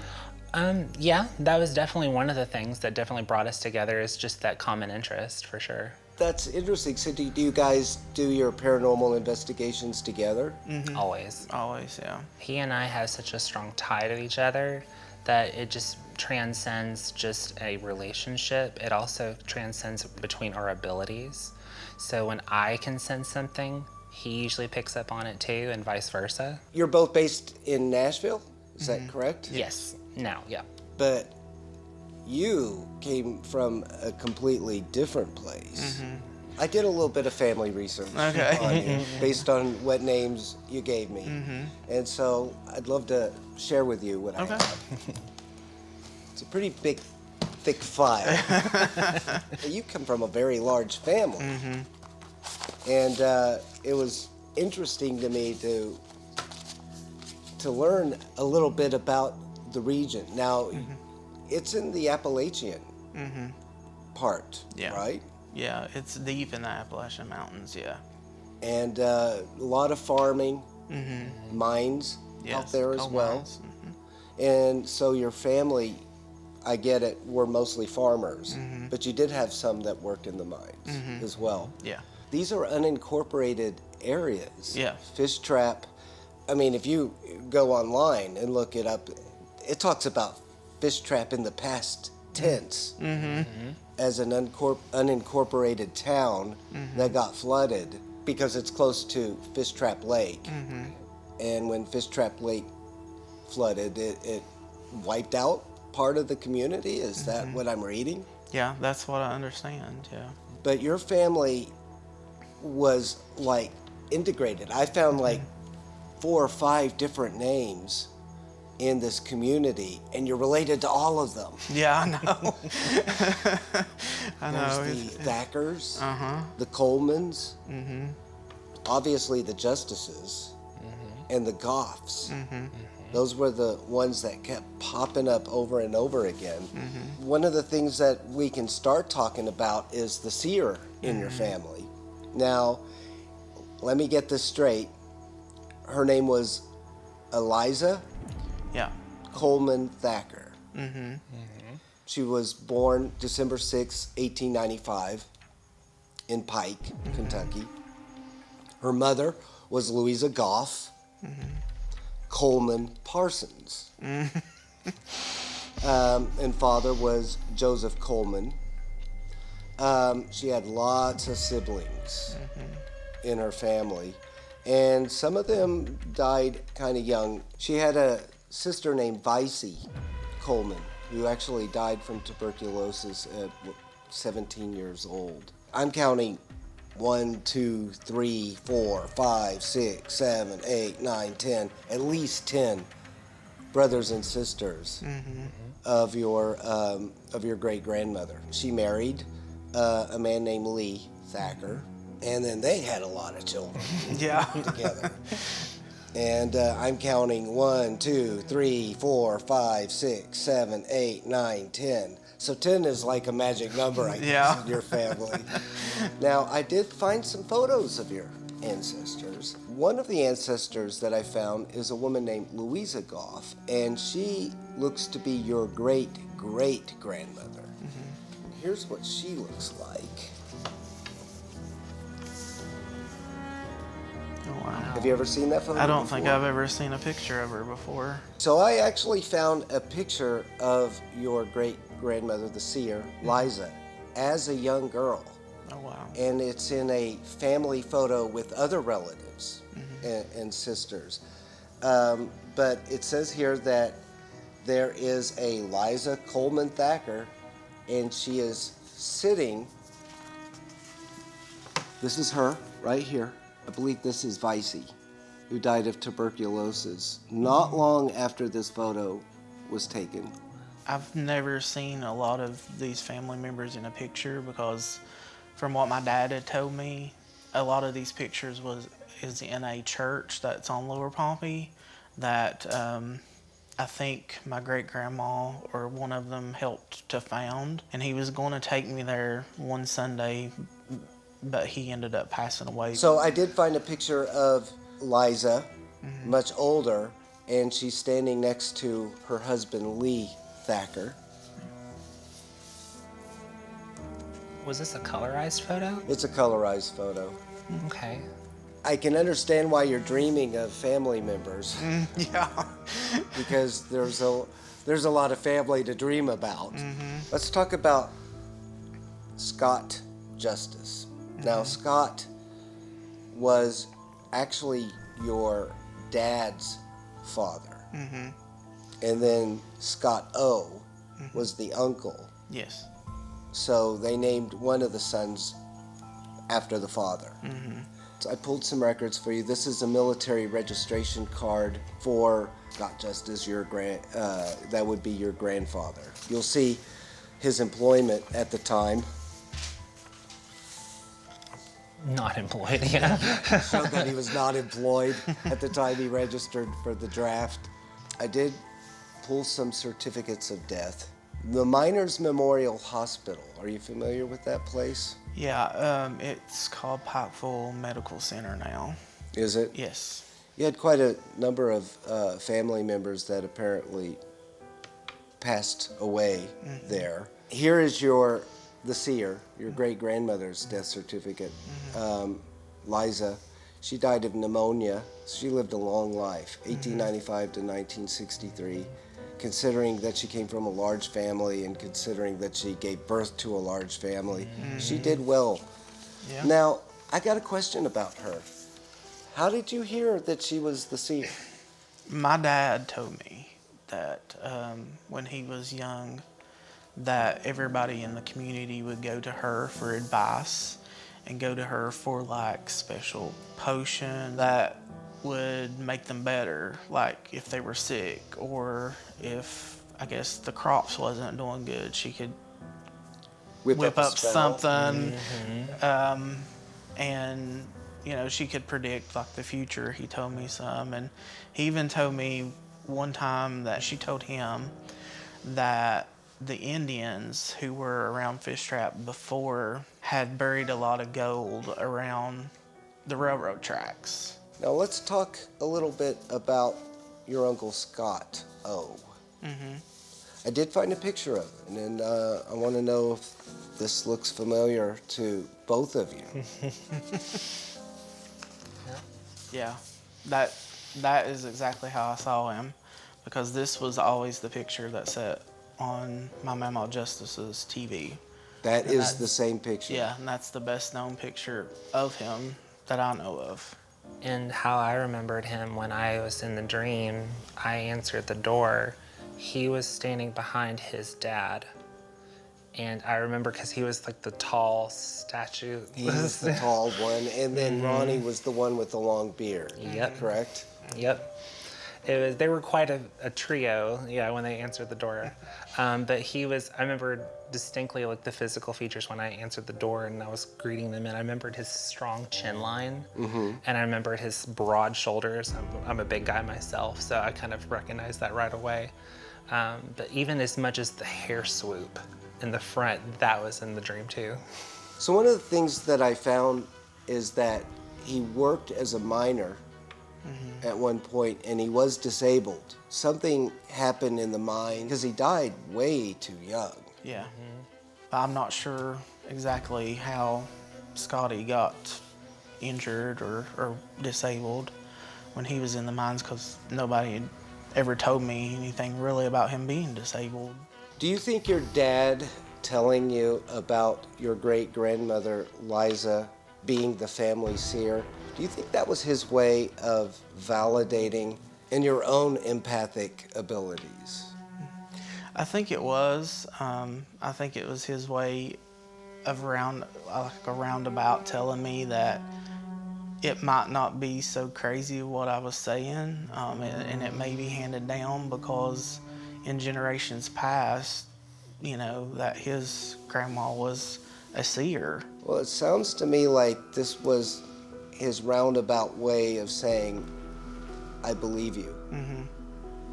Well, thank you for sharing your stories. I always feel a sense of appreciation of family history. Well, hopefully your families can get together and in more ways than one. But right now it looks like you guys are doing a great job. Thank you. Greg and Justin's shared paranormal encounter, a mutual dream, came with a revelation of approval, acceptance, and love.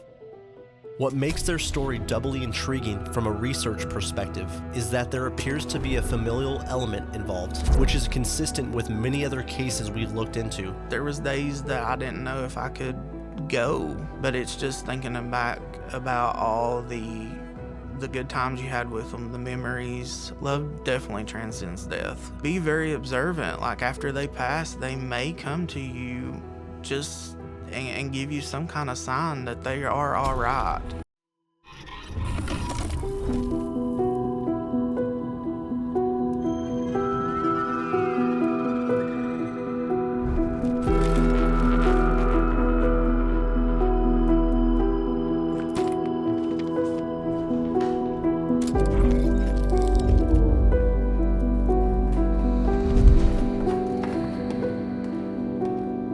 After nearly 2 decades of paranormal research, we are constantly faced with a supernatural theme, a reoccurring ghostly chorus that cannot be ignored, and it's that the heart of many hauntings are deeply rooted in familial connections. It's our pursuit of this persistent trend that compels us to delve into the phenomena of those visited by their departed loved ones. We were really surprised how much everything fell into place. This place keeps going and going. And the very first night we stayed there, we had activity. Adam, did you hear that? We fell asleep, and I ended up hearing what sounded like men's boot steps, because they were heavy, going up and down the main stairwell. And that was the first night we realized this place is haunted.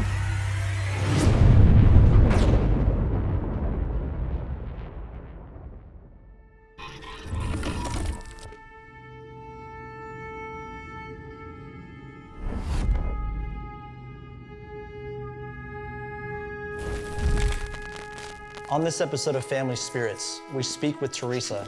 She jumped at the chance to buy an abandoned Masonic hall, setting out a haunting that her entire family would experience.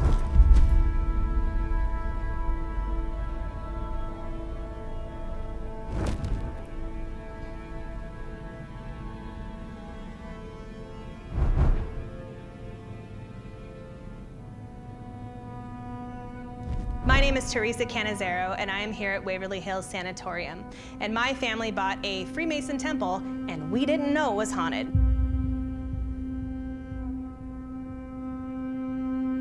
About 10 years ago, my husband and I decided that we wanted to leave California and move out east somewhere. We weren't sure where we wanted to go. We had a tie to the Midwest. My mom's family lived there for a while. My mom spent part of her childhood there, but we didn't quite know where we wanted to go. And we were out there in 2016 for a family reunion. And so we decided to spend a couple weeks just driving around the state, looking at potential properties. But at that time, we had no plan on actually moving yet.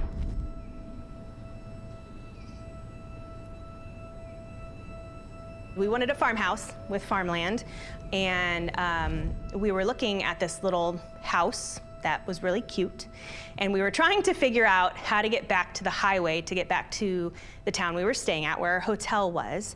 And we just happened to drive by this giant building on a corner with a for sale sign out front, and it said Freemason Temple on the marquee outside. My husband, just for fun, was like, well, houses are so cheap around here. And so he said, I'm gonna call the realtor because houses are so cheap. I'm just curious how much something like this goes for.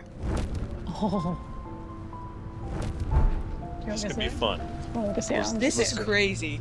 Let's go look. He said, I can show you the inside. I can be there in 10 minutes. Would you like to see it? So, of course, me, very, very curious about old architecture. We said, absolutely, we would love to see the inside. This place keeps going, going. This is awesome. It's pretty cool. I love it.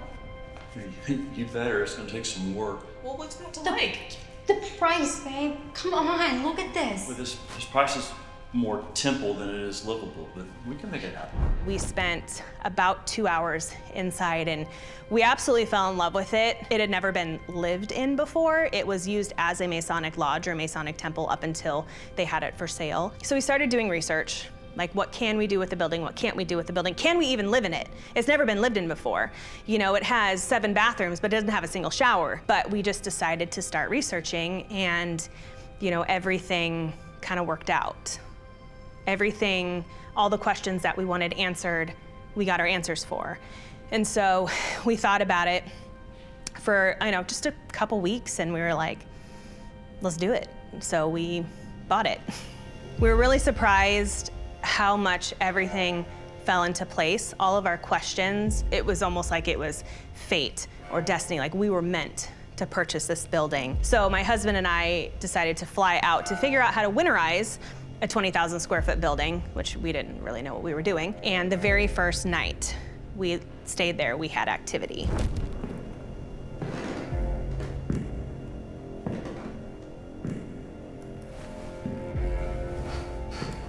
Adam, did you hear What? the footsteps? And that was the first night we realized this place is haunted. We ended up buying an air mattress, so we had someplace to sleep. We fell asleep, and I ended up hearing what sounded like men's boot steps, because they were heavy, going up and down the main stairwell. Teresa, it's an old building. It's probably just air in the pipes. Go back to sleep.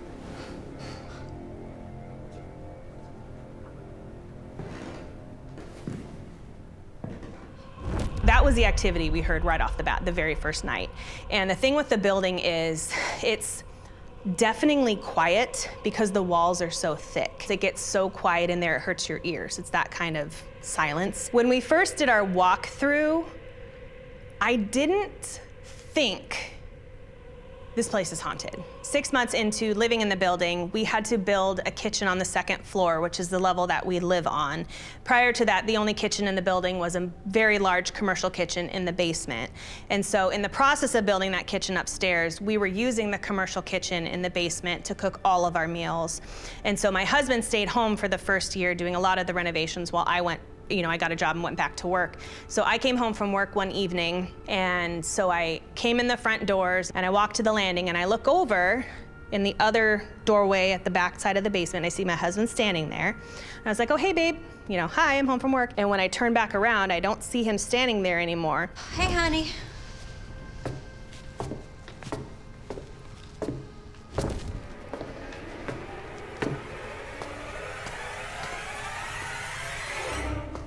How did you get up here? What do you mean? I've been up here since you left. I just saw you downstairs. I literally just saw you downstairs. What's going on? Teresa? Why were you standing in that doorway, like just looking at me? And that's when it clicked in my head. I just saw the holy grail of paranormal investigate, like in my own house, and it looked just like you. Like not only was it full-bodied apparition, a doppelganger of my husband. What? Like, how did that even happen? Sometimes we'll get a run of a lot of activity in a very short amount of time, like within a week. We'll just have like thing after thing after thing happen. Our kids will come to us and be like, things are happening. All three of our kids have had experiences. My oldest probably experiences the most.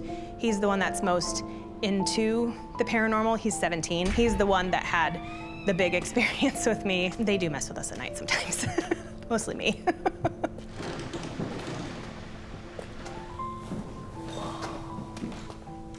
Are there any former lodge members here with us?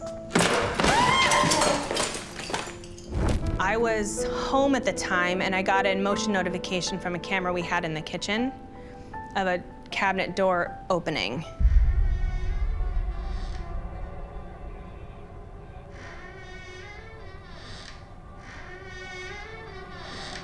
Activity has kicked up since then. I have seen another shadow figure in the basement since then. I don't always go actively looking in our building because we do live there. What was that noise? Yeah, I heard that. I heard that. I don't always go actively looking in our building because we do live there. What was that noise? I don't always go actively looking in our building because we do live there. What was that noise?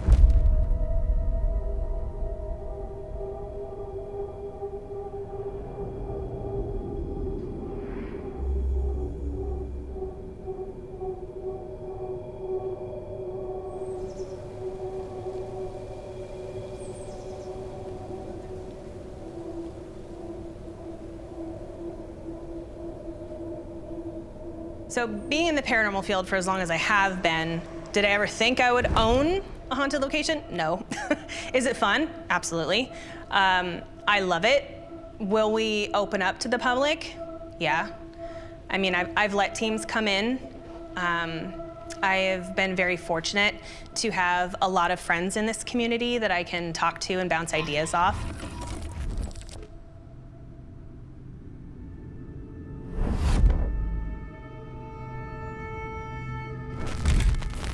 Hi, Teresa. I'm Craig. Hi, nice to meet you. Nice to meet you, too. So thank you for meeting with me here at Waverly Hills.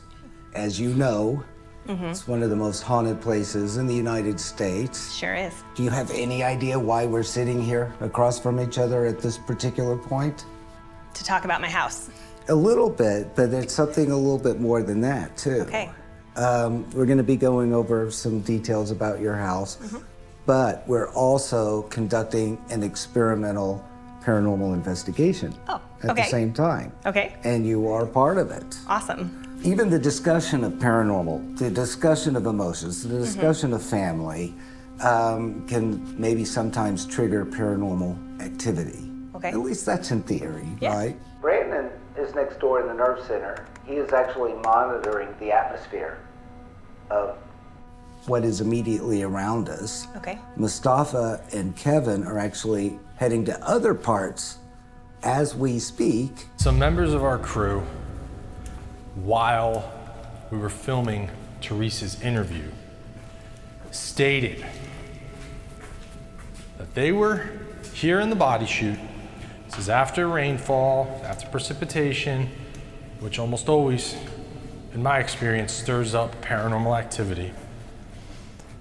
Some members of our crew stated that they saw a figure I witnessed here myself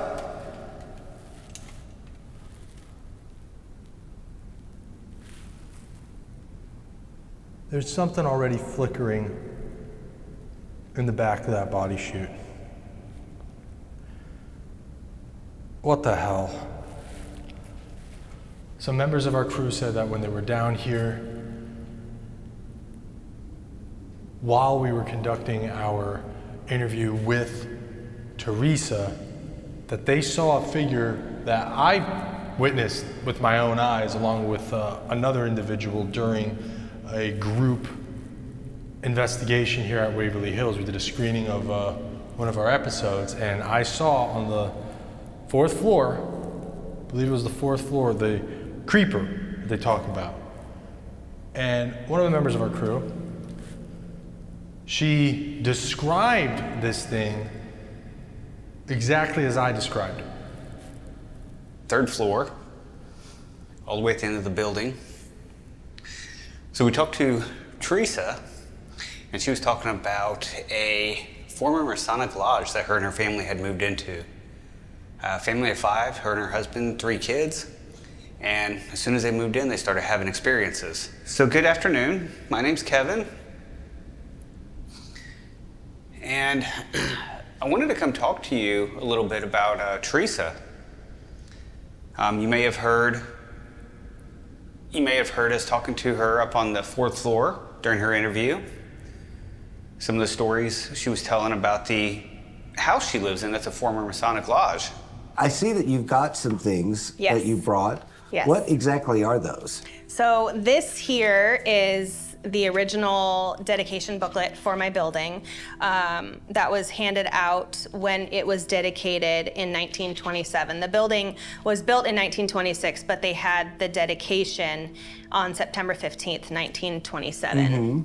So it's got photos in it from the building. When doing my end of the research, some of these names immediately pop for me. And Rickenbach and Smith, these, did they pass away right before the building I don't opened? know. I want to say they did. I think there's an article in my files referencing portraits of them. Did you ever find any portraits of them? Not of them, no. Okay, this is Dr. Abner Schaefer right here.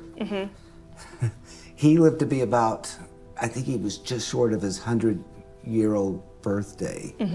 And he actually did make it to the cornerstone laying of your home, the Masonic temple. He was there. That was the last time he ever went out in public. And then he died, I want to say around 1929. I have his obit for you. Mm-hmm. But he died in 1929, and they made a big deal of his spoken desire was to live long enough to see that building opened. Our friend Therese is upstairs, and she says that she's visited Waverly Hills several times. She's seen things here several times. If you recognize Teresa, feel free to show yourself here on camera. Teresa, this is the first time I went all the way to the bottom for one of these investigations. You count yourself very lucky. I have two devices in here, one up here on this windowsill and the other one's over here in the doorway. So if you're able to see me, did you change? If you're out in the hall, it's okay, you can come in here with me.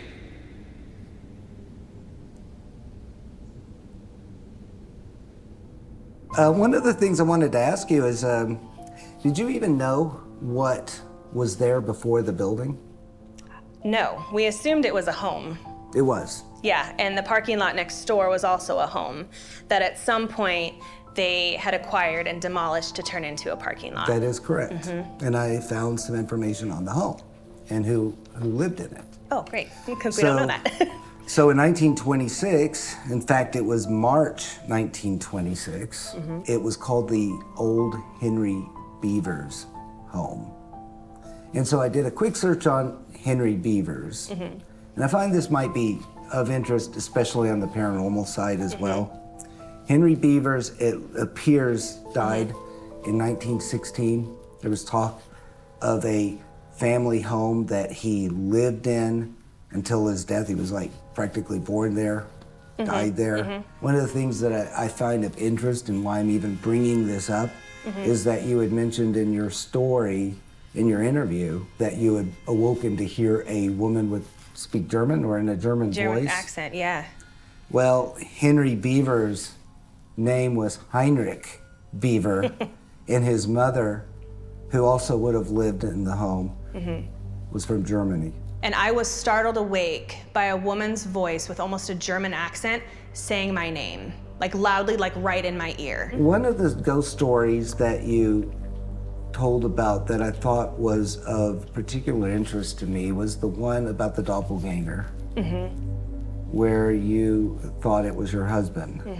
And the way you described him, it didn't really sound like it was an old vintage person from the past. It looked just like my husband, but it didn't look like it was somebody in old-timey clothing, you know? Right. Okay, I'm seeing something down up the body chute, moving. It could be my eyes playing tricks on me. Okay, I have a feeling we're gonna get environmental changes are gonna happen soon. Here are my arms standing up. Feels very different down here now. EMF. Thank you. Yeah, I could feel it. Noises, footsteps around me. Are you familiar with Teresa? Thank you. Teresa was talking about some of the experiences she's had in her house. And how sometimes it appears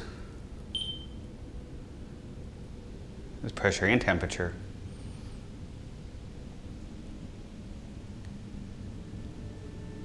But I did find one that kind of immediately stood up. And it didn't happen in the Masonic Lodge, but there was a suicide. And it was a person in their 30s. It was in 1989. Okay. And interestingly enough, he was an active member. He had taken his life with carbon monoxide poisoning in the garage of his own home. And the Masonic Lodge did hold rites for him in the funeral. I don't want to mention his name so much, but he was 35 years old. Yeah. So maybe he might be a suspect. Maybe he may be one of the ones hanging around. Keep this in mind. Maybe run a couple of experiments, see if he's one of the ones there or not. But I do have a picture of the 99-year-old. Oh my gosh. who's in your dedication book. Oh, cool. So it talks about his passion for this. He was adamant that this new Masonic hall was built.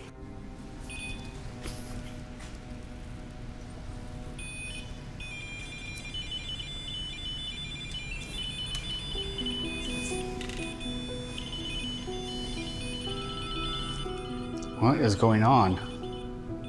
I don't know what was hitting right here. What you and your family are doing is very brave, bold, dare to be great.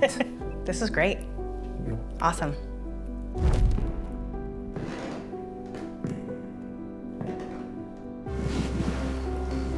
Adam, did you hear that? Teresa's decision to move into a former Masonic lodge has put her family at the center of a ghost story. While APRA revealed the surprising history of her unique home, we logged key environmental fluctuations in our investigation. I would say if you're a family and you're experiencing a haunting and you have children, just know that not everything out there is negative. I know it's scary because it's unknown. You don't know, you can't necessarily see it, and that's what makes it scary. Just speak your intentions out loud. If they're bothering you, tell them to stop.